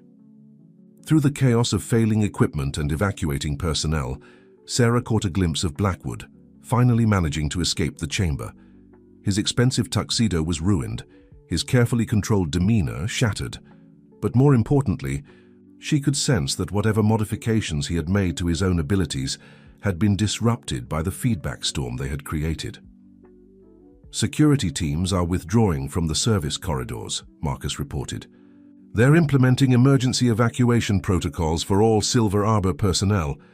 Sarah began carefully making her way back through her hidden passage, but not before witnessing one final exchange between Blackwood and Dr. Chen. Years of research, the scientist said, her voice hollow. The Singapore facility was counting on the data from tonight's demonstration. Without it, we're back to theoretical models and small-scale tests, Blackwood finished, his tone cold with fury. All because we underestimated a child who understands this building better than we ever could. As Sarah climbed back toward the upper levels, she felt the hotel settling around her, its systems gradually returning to normal. The old pipes and conduits that had helped her defeat Silver Arbor's plans creaked and sighed like a giant exhaling after holding its breath. 9:52, Marcus announced quietly. It's over. They're gone. But Sarah knew it wasn't really over. What she had seen in the substation, what Silver Arbor had tried to accomplish, it was just the beginning. There were other children out there with gifts like hers, other facilities, being built to study and exploit them. For now, though, she had protected her home and the people in it, and more importantly, she was no longer alone in her fight. The Grand Majestic's ballroom had largely emptied by 10 o'clock, the galas, guests departing with excited chatter about the evening's unexpected technical difficulties. Most assumed they had witnessed nothing more than a sophisticated hotel experiencing routine maintenance issues. Only a select few knew how close they had come to becoming unwitting participants in Silver Arbor's ambitious plan. Sarah sat in Reynolds's office, now wearing comfortable clothes again, watching the last of the Silver Arbor equipment being removed from the substation via the security feeds. Marcus had his most trusted maintenance workers handling the cleanup, ensuring no trace of the dangerous technology remained. The board members who witnessed Blackwood's failed demonstration are being surprisingly cooperative, Reynolds said, setting down his phone after another long call. Apparently, seeing their CEO lose control of experimental technology in a basement has made them question some of his recent decisions. They're scared, Sarah observed, hugging her knees to her chest. They saw what he was really trying to do, not just study people with gifts, but take their powers for himself. That's not the kind of research they thought they were funding. Reynolds nodded, loosening his bow tie as he settled into a chair across from her. Several of them have already reached out privately to discuss transferring their investments to more ethical ventures. A slight smile crossed his face, including some proposals for studying and supporting gifted individuals in a more positive way. Sarah's eyes lit up with interest, like what your mother was trying to do, understanding gifts so they could help people. Exactly. Reynolds pulled out one of the old photographs they had looked at earlier, showing his mother at the research conference. She always believed that abilities like yours were meant to protect and guide, not to be exploited for power or profit. Through the window, they could see cleanup crews dealing with the dismantled flower arrangements from the ballroom. Each one carefully checked to ensure no scanning technology remained. The night sky beyond was clear and star-filled, a peaceful contrast to the chaos they had just experienced. "What about the other children?" Sarah asked quietly. "The ones I saw in my dreams, the ones Silver Arbor was tracking." Reynolds' expression grew serious. "That's our next challenge." Dr. Chen's tablet, which was left behind in their hasty evacuation, contained partial data about their research subjects. Names, locations, abilities. We have a chance to reach these children before Silver Arbor can regroup. They'll need somewhere safe, Sarah said thoughtfully. Somewhere they can learn to understand their gifts without being afraid. Somewhere like... She gestured at the hotel around them, her home for the past year. A slow smile spread across Reynolds' face. "You know, this building has a lot of unused space. The entire East Wing has been closed for renovation planning, with some modifications, some proper security." He looked at Sarah with growing excitement. "What would you think about helping me create a real sanctuary, not just for you but for others like you?" Before Sarah could respond, Marcus burst into the office, his tablet displaying urgent information. "Sir, you need to see this. We've been analyzing the data recovered from their systems. The Singapore facility. It's not just one building, it's a network spread across multiple locations, and it's still operational. Reynolds stood, his expression hardening. How many facilities? At least 5 that we can confirm, all working on different aspects of their enhancement research. Marcus pulled up a series of documents on his tablet. And there's more. We found communications suggesting they have supporters in various corporations and institutions, people who share Blackwood's vision of controlling and weaponizing these abilities. Sarah closed her eyes, reaching out with her gift. New visions flickered through her mind. Other facilities, other experiments, other children being studied and tested. But something else too, hope. She saw glimpses of a future where the Grand Majestic became more than just a luxury hotel. A place where gifted children could find safety and understanding, where they could learn to use their abilities for good. We didn't just stop their plan tonight, she said, opening her eyes. We showed them that their technology can be beaten, that all their research and equipment can be overcome by something as simple as understanding how a building really works. Reynolds nodded thoughtfully. And that's what really scares them. Not just that they failed, but that they were outsmarted by a child who used their own environment against them. He turned to Marcus. Start making calls. I want our best security consultants, child welfare experts, and educational specialists. If we're going to do this, create a real sanctuary for gifted children, we're going to do it right. Sarah stood up, moving to the window to look out at the city. Somewhere out there, other children like her were hiding, afraid of their gifts, hunted by people who wanted to use them for their own purposes. But now, for the first time, she had the chance to help them, to show them what she had learned during her year in the shadows, that their gifts weren't a curse to be feared or a weapon to be controlled, but a light to guide them home. The next morning dawned bright and clear over the Grand Majestic Hotel. In the garden suite, Sarah sat cross-legged on her bed, surrounded by drawings and notes. She had spent hours documenting everything she could remember about Silver Arbor's operations, every detail from her visions that might help them protect other gifted children. A knock at her door revealed Reynolds, carrying breakfast and a stack of papers. "Hope you're hungry," he said, setting down a tray loaded with all her favorites, things she had only dreamed of during her year of scavenging. "We have a busy day ahead." "The East Wing renovations?" Sarah asked, reaching for a warm croissant. After so long surviving on leftover scraps, she still couldn't quite believe she was allowed to eat fresh, hot food whenever she wanted. Among other things, Reynolds spread out the papers on her desk: architectural plans, security system, designs, educational program outlines. "I've been up most of the night making calls and pulling together resources. The board is fully behind our new initiative. They're calling it Project Haven." Sarah moved to examine the plans, her eyes widening as she saw the scope of what Reynolds was proposing.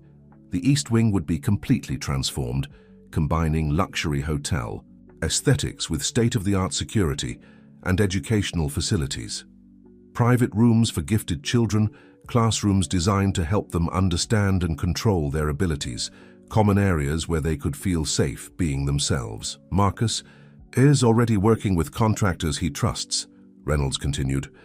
"People who understand the need for absolute discretion. The official story will be that we're creating an exclusive private academy within the hotel, which is true, just not the whole truth." A familiar tingling sensation made Sarah pause as she studied the plans. A vision swept over her, showing her glimpses of what the space would become. Children like her, no longer hiding in shadows, but learning and growing together. Some practicing their abilities under careful guidance, others simply enjoying the chance to be kids without fear of discovery. "It's going to work," she said softly, as the vision faded. "I can see them. Other children coming here, finding safety just like I did, but better because they won't have to hide." Reynolds smiled, but his expression quickly turned serious. "There's something else we need to discuss. The data we recovered from Dr. Chen's tablet. It's not just about tracking gifted children. They were studying bloodlines, family histories, looking for patterns in how these abilities manifest. Sarah looked up sharply. Did they find anything? Nothing concrete, but they had theories about genetic markers, about abilities being passed down through generations. He paused, choosing his words carefully. Sarah, do you remember anything about your family, about where your gift came from? She shook her head slowly. Not really. I was very young when I first started having visions. The people who were supposed to take care of me, they didn't understand. They thought something was wrong with me. She hugged herself slightly at the memory. Reynolds placed a gentle hand on her shoulder. Well, you have a family now, maybe not a conventional one, but he gestured around at the suite at the hotel beyond. This is your home, and soon it will be home to others like you. A knock at the door interrupted them. Marcus entered, his tablet displaying new security feeds. The first sweeps of the substation are complete. No trace of Silver Arbor's technology remains, but we did find something interesting. He showed them a series of photographs, hidden storage areas recently used. They had been operating in this building longer than we thought, gathering data, preparing for last night. Sarah studied the images, recognition flickering in her mind. Some of those places, I knew about them. I saw people coming and going sometimes, but I always hid. I thought they were just maintenance crews or hotel staff. They were watching, waiting, Reynolds said grimly. Probably knew about you for months, but couldn't risk exposing themselves by trying to capture you. His expression softened as he looked at Sarah. In the end, that caution was their undoing. It gave you time to learn the building's secrets better than they ever could. A notification chimed on Marcus's tablet. First round of security upgrades is complete. We've got new protocols in place for identifying and tracking any suspicious personnel or equipment entering the building. Good. Reynolds turned back to the plans spread across Sarah's desk. Because this is just the beginning. Silver Arbor. Won't give up easily. They'll try again, maybe not here, but somewhere. We need to be ready. Sarah picked up one of her drawings, a detailed sketch of the Silver Tree logo that had haunted her dreams. They're scared now, she said thoughtfully, not just because they failed, but because they know there are people willing to stand up to them. People who understand that gifts like mine aren't meant to be weapons. Reynolds nodded, gathering up the plans. Which is exactly why we need to move quickly. The East Wing renovations will take time, but we can start helping others. Right away. Creating a network of our own. Not for control or power, but for protection and understanding. As if to emphasize his words, Sarah's gift stirred again. But this vision was different from her usual glimpses of danger or warning. Instead, she saw a future filled with possibility. The Grand Majestic transformed into a beacon of hope, a place where gifted children could find not just safety, but purpose, where they could learn to use their abilities to help others, just as she had used her knowledge of the hotel to protect its guests. When do we start? She asked, her voice filled with determination. Reynolds smiled. We already have. Welcome to your first day as the Grand Majestic's official student program coordinator. At her surprised look, he added, well, unofficial for now, but once we get the proper paperwork sorted out. Sarah laughed, a sound that would have been unthinkable just days ago when she was still hiding in the shadows. Now sitting in her own suite, surrounded by plans for a better future, she finally felt like she had found her true purpose. Not just surviving, but helping others like her find their way home. Over the next few days, the Grand Majestic Hotel hummed with purposeful activity. While maintaining its facade as one of the city's premier luxury establishments, behind the scenes, a transformation was taking place. Sarah, now officially part of the hotel's team, found herself at the center of an operation that grew more complex and fascinating with each passing hour. We've identified 3 more children, Reynolds announced during their morning meeting in his office. The space had become their unofficial command center, its walls now covered with maps and documents. 2 in the city, 1 in a suburban area about an hour away, all showing signs of abilities similar to yours. Sarah studied the information they had gathered, careful notes about unexplained incidents, school reports describing unusual intuition or uncanny awareness. She recognized the pattern. These were children like her, trying to hide their gifts from a world that wasn't ready to understand them. The closest one is Emily Chen, Marcus said, pulling up a file on his tablet. Age 10, living with her aunt after her parents. He paused, glancing at Sarah. After her parents left, she's been having what her teachers call anxiety episodes, but from these descriptions, she can sense emotions, Sarah finished, her gift providing clarity. Not just surface feelings, but deeper truths. That's why it's overwhelming her. She's picking up everything from everyone around her, all the time. She looked up at Reynolds. She needs help now before she starts blocking everything out just to cope. Reynolds nodded grimly. The aunt's name caught my attention, Lisa Chen. No direct relation to our Dr. Chen as far as we can tell, but Silver Arbor might make the same connection, Marcus finished. If they're monitoring family names looking for potential abilities.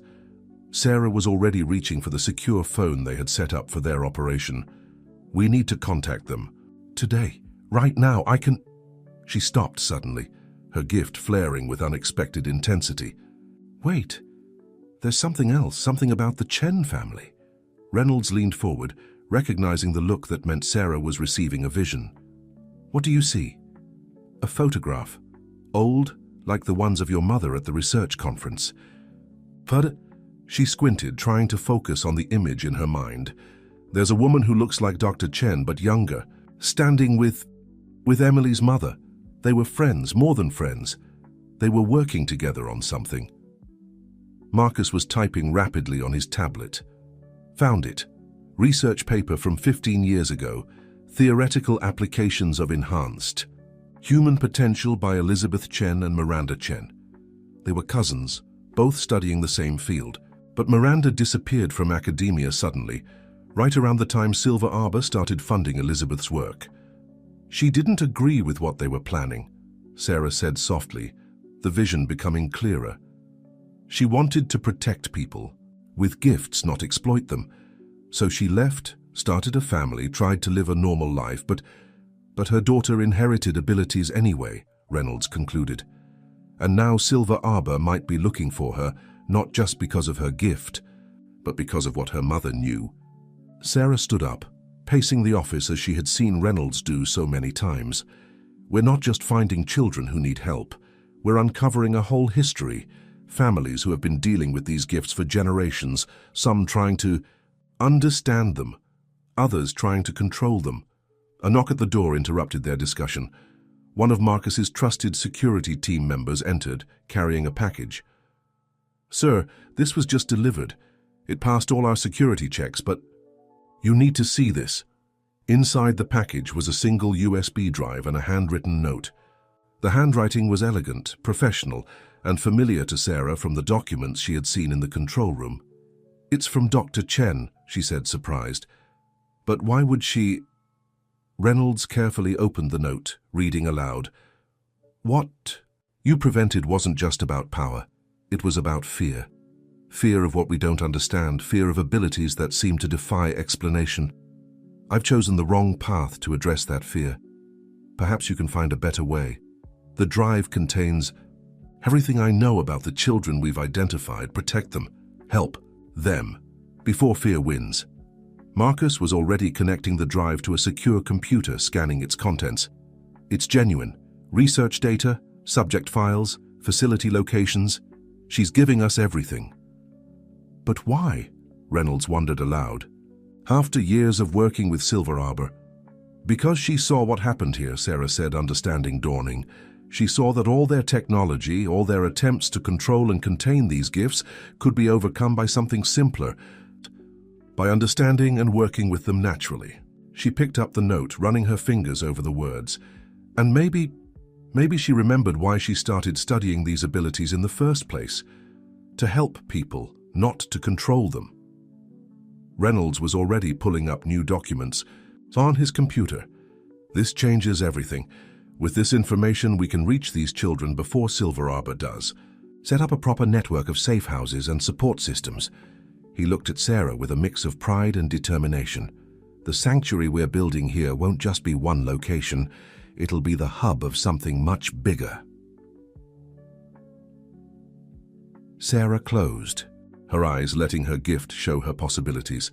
She saw the Grand Majestic's transformation spreading outward, creating ripples of change. Other hotels in Reynolds's chain becoming secret havens, each protecting and nurturing gifted children in their own ways.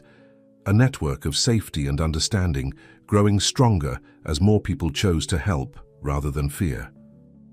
"Emily first," she said firmly, opening her eyes. "She's the closest and she needs us most urgently. But there's something else we need to do." She pointed to the note from Dr. Chen. "We need to understand where these gifts come from, how they're passed down through families, not to control them like Silver Arbor wanted, but to help people understand and accept them." Reynolds smiled, reaching for his phone. "I think I know just the person to help with that. Remember those board members who were interested in more ethical research? One of them happens to be the Dean of Genetic Research at the university." He paused, looking at Sarah thoughtfully. "How would you feel about helping to design a real scientific study of abilities like yours? One focused on understanding and supporting gifted individuals, not exploiting them." Sarah's eyes lit up with excitement. After a year of hiding her gift, the idea of being able to explore and understand it openly was thrilling. "Where do we start?" The suburban house looked perfectly ordinary in the afternoon sunlight. 2 stories of brick and siding, a well-maintained garden, a bicycle leaning against the front porch. Nothing to suggest it was home to a child with extraordinary abilities. Sarah watched from the back seat of Reynolds's car as Marcus did. One final security sweep of the area. "No signs of Silver Arbor surveillance," he reported quietly through their earpieces. "The aunt's background checks out clean. She really is just a kindergarten teacher trying to care for her niece." Reynolds, dressed casually to avoid drawing attention, turned to Sarah. "Are you ready for this? It's your first time meeting another gifted child openly." Sarah nodded, smoothing down her simple but neat outfit. Gone were the ragged clothes of her hiding days. Now she looked like any other well-cared-for 8-year-old.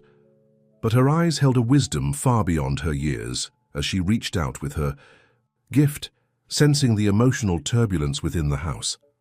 "Emily's overwhelmed," she said softly. "She's picking up everything. Her aunt's worry, the neighbors' daily lives, even the emotions of people passing by on the street. She's trying to block it all out, but she doesn't know how." They approached the front door carefully, Marcus maintaining a discreet watch from his position down the street. When Lisa Chen opened the door, Sarah immediately recognized the exhaustion and concern in the woman's face, the look of someone trying desperately to help a child she didn't fully understand. "Ms. Chen," Reynolds began gently, "we spoke on the phone. I'm Alexander Reynolds, and this is Sarah. We're here to help Emily." The woman's eyes darted between them, lingering on Sarah with a mix of surprise and hope. You're like her? You can do things too?" Sarah stepped forward, speaking, with a confidence that still sometimes surprised her. "Not exactly like Emily. My gift is different, but I understand what it's like to have abilities that other people don't understand, and I know how scary it can be when you can't control them."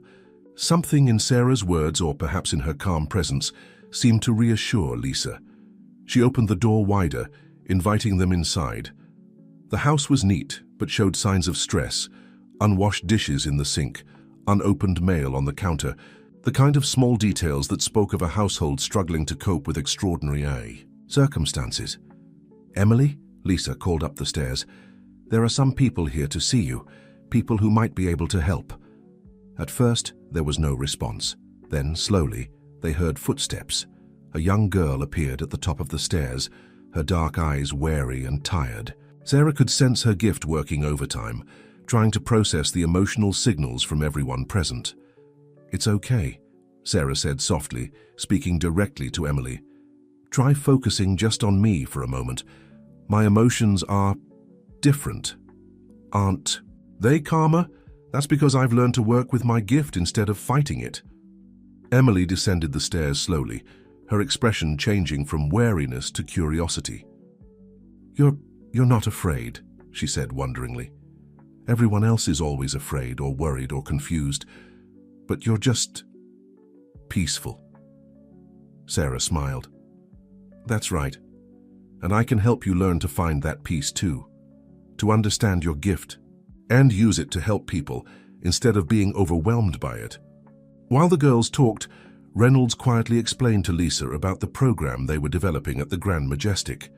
He outlined the security measures, the educational opportunities, the chance for Emily to be among others who would understand and accept her abilities. She wouldn't have to hide anymore, he concluded, and neither would you have to pretend everything's normal when you know it isn't. We can provide support for both of you, a community of people who understand what you're going through. Lisa sank into a kitchen chair, tears forming in her eyes. Her mother, my cousin Miranda, she always said Emily might be special, that she might inherit certain abilities, but then she disappeared, and I didn't know how to... She took a deep breath. I've been so afraid Silver Arbor would find her. Miranda warned me about them before she left. We know about Silver Arbor, Reynolds assured her. In fact, we recently prevented them from carrying out a major operation. But more importantly, we're building something different, a network of support and protection for gifted children and their families. In the living room, Sarah was showing Emily some simple techniques for managing her empathic abilities. Imagine your gift is like a dial, she explained. You can turn it up when you need to understand someone better, or turn it down when things get too overwhelming. It takes practice, but I can feel it, Emily said suddenly, her eyes widening. When I think about it that way, it's easier to control. She looked at Sarah with growing hope. Can you teach me more? Sarah glanced at Reynolds, who nodded encouragingly. That's why we're here. There's a place, in a special place, man, where you can learn everything about your gift, where you'll meet others like us, and where you'll never have to hide who you are. As they continued talking, Sarah felt her own gift stirring. A vision flashed through her mind. Emily, in the Grand Majestic's new East Wing, helping another young empath learn to control their abilities, the two of them working together to create a peaceful space where other gifted children could find rest and understanding. The vision shifted, showing her more. A network of safe houses and schools spreading across the country, each one a beacon of hope for children with extraordinary gifts. The fear and isolation that had defined her own early experiences replaced by community and support. Sarah? Reynolds' voice brought her back to the present. Everything okay? She smiled, watching Emily demonstrate her newly learned control by deliberately tuning her gift to read her aunt's emotions, bringing tears of joy to Lisa's eyes. Everything's perfect, she said softly. This is just the beginning, isn't it? There are so many others out there waiting for us to find them. Reynolds placed a gentle hand on her shoulder. And we will. One child at a time, one family at a time. We'll build something better than what Silver Arbor ever imagined, not through force or control, but through understanding and acceptance. As they prepared to leave, making arrangements for Emily and Lisa to visit the Grand Majestic the following day, Sarah felt a sense of completion. The frightened girl who had hidden in the hotel's shadows was gone, replaced by someone who could step into the light and help others find their way out of darkness. This was what her gift had been preparing her for all along, not just to protect herself, but to protect others. To show them that being different wasn't a curse to be hidden or a weapon to be controlled, but a light to be shared with the world. 3 weeks after the failed Silver Arbor demonstration, the East Wing of the Grand Majestic Hotel was undergoing its remarkable transformation. Sarah stood in what would soon be the main common area, watching as workers installed state-of-the-art security systems disguised as luxury hotel amenities. The space was designed to be both welcoming and secure, a perfect balance of safety and comfort. Emily, who had become the sanctuary's second official resident, sat nearby, practicing her emotional control techniques. Under Sarah's guidance, she had made remarkable progress in managing her gift. Now, instead of being overwhelmed by others' emotions, she could choose when and how deeply to sense them. There's another one coming today, Emily said suddenly, looking up from her exercise book. I can feel everyone's excitement. They're different from us, aren't they? Their gift. Sarah nodded, impressed by Emily's growing awareness. His name is Michael. He's 12 and he can... Well, you'll see. She smiled, remembering her first meeting with the boy who could make objects float with a thought. He's been hiding his ability too, afraid of what people would think. Reynolds entered the room, accompanied by Marcus and a new face, Dr. Sandra Martinez, the university geneticist who had agreed to help them understand the scientific aspects of their gifts. The researcher carried a tablet filled with preliminary findings from their ethical study of gifted individuals. "The patterns are fascinating," Dr. Martinez was saying, her eyes bright with scientific enthusiasm. "We're seeing consistent genetic markers across different families with abilities, but they express themselves in unique ways. It's like having the same basic code, but with infinite variations in how it manifests."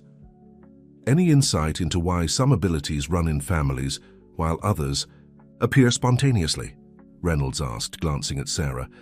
They still hadn't uncovered anything about her own family history. "That's one of the most interesting aspects," the scientist replied. "It seems these genetic markers can lie dormant for generations before being activated by certain environmental or emotional triggers. So it's not just about inheritance, it's about potential waiting to be awakened." Sarah felt a familiar tingling at the base of her skull. A vision was coming, but this one was different from her usual glimpses of the future. Instead, she saw the past, flashes of her early childhood, faces she had almost forgotten, and a woman with eyes just like hers speaking urgently to someone just out of view. "Sarah," Emily's concerned voice brought her back to the present. "Your emotions just went all swirly, like when you're seeing something important." "I remembered something," Sarah said slowly, "about my mother. She knew about my gift before it manifested.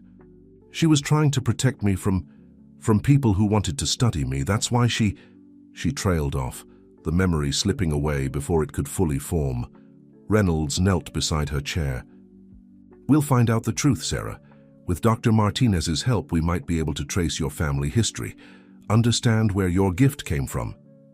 And more importantly," the scientist added gently, "understand how to help others like you develop their abilities safely and naturally." A commotion at the entrance drew their attention. Marcus's security team was escorting a new group of visitors, a tall, serious-looking boy who could only be Michael, accompanied by his parents. The father looked nervous but determined, while the mother's expression held a mix of worry and hope. "Welcome to Haven," Sarah said, stepping forward to greet them. It was the unofficial name they had given to this section of the hotel, and it felt more right with each passing day. "I'm Sarah and this is Emily. We're like you, Michael. We have gifts too." The boy's eyes widened slightly. You know what I can do?" Sarah smiled. "Why don't you show us? It's safe here. No one will be afraid or try to stop you." Michael glanced at his parents, who nodded encouragingly. Slowly, hesitantly, he raised his hand. A nearby book lifted gently from its shelf, floating through the air with perfect control. But instead of the fear or shock he was used to seeing on people's faces, he found only understanding and acceptance. "That's amazing," Emily breathed, her gift allowing her to sense Michael's mix of pride and relief at being able to demonstrate his ability openly. "Can you feel the emotions of the things you move? I can teach you how to sense when something wants to be lifted." As the children began to talk, their parents spoke with Reynolds and Dr. Martinez about the program they were developing. Sarah watched it all with a sense of profound satisfaction. This was what she had dreamed of during her year of hiding, a place where gifts like hers could be understood and celebrated rather than feared. "Incoming message from our contacts in Singapore," Marcus said quietly, approaching with his tablet. "Silver Arbor is restructuring their research division. Dr. Chen's departure and the loss of their enhancement technology has forced them to reconsider their approach." "They're scared," Emily commented, having picked up on the adult's shift in emotions. "Not just Silver Arbor, but lots of powerful people. They're afraid of what we can do." "Then we'll show them there's nothing to fear," Sarah said, firmly. "That's what Haven is really about. Not just protecting people with gifts, but helping everyone understand them. Right, Mr. Reynolds?" Reynolds nodded, a proud smile on his face. "Exactly. And speaking of understanding," he turned to Dr. Martinez. How would you feel about establishing a permanent research facility here, not just for studying gifts, but for teaching gifted children about the science behind their abilities?" The scientist's eyes lit up. "A combination of practical support and academic understanding. That could revolutionize how we approach these abilities. Instead of treating them as anomalies to be controlled, we treat them as natural variations to be understood and developed," Sarah finished. She could already see it. Classrooms where gifted children could learn about their abilities from both scientific and practical perspectives, laboratories dedicated to ethical research, training areas where they could safely explore the limits of their gifts. The sunset painted the Grand Majestic's windows in shades of gold and amber, casting long shadows across Haven's newly completed common room. Sarah sat with Emily and Michael, showing them her collection of drawings, sketches of other gifted children she had seen in her visions, places they might be found, and the growing network of safe houses being established across the country. "There's so many of us," Michael said wonderingly, levitating a pencil absently as he studied the drawings. "All this time I thought I was the only one who could do strange things." Emily nodded, her enhanced empathy allowing her to share in his sense of discovery and belonging. "I used to think my gift was a curse, all those emotions flooding in, never having any quiet in my head. But now," she smiled, demonstrating her control by gently touching the edges of her friend's feelings without becoming overwhelmed. Sarah was about to respond when her gift suddenly flared to life. The vision that swept over her was crystal clear, a moment of profound significance. Approaching rapidly. "They're here," she said, standing up, "the ones we've been waiting for." Reynolds, who had been reviewing security protocols with Marcus nearby, looked up sharply. "The Singapore team?" Before Sarah could answer, the doors opened to admit a group of people they had been hoping to meet. Leading them was a face they recognized from Dr. Chen's files, Miranda Chen, Emily's mother, who had disappeared rather than allow her research to be used for Silver Arbor's purposes. With her were 3 other scientists, all former colleagues who had chosen to walk away from the promise of unlimited funding rather than compromise their principles. "Mom!" Emily's cry of joy echoed through the room as she ran to embrace her. "Mother!" The emotional reunion radiated waves of love and relief so powerful that even those without Emily's gift could feel them. Miranda held her daughter tight, tears streaming down her face. "I'm so sorry I had to leave," she whispered. "I had to find a way to protect you, to stop what they were planning, and now—" She looked around at Haven's carefully designed spaces, at the children practicing their abilities openly and safely. "Now I see there was another way all along." Reynolds stepped forward to greet the scientists. "Your message said you had information we needed to hear." "More than information," one of the other scientists replied. His name was Dr. James Walker, and he had been one of the original researchers studying gifted individuals before Silver Arbor's involvement. "We have proof that their enhanced abilities program was fundamentally flawed.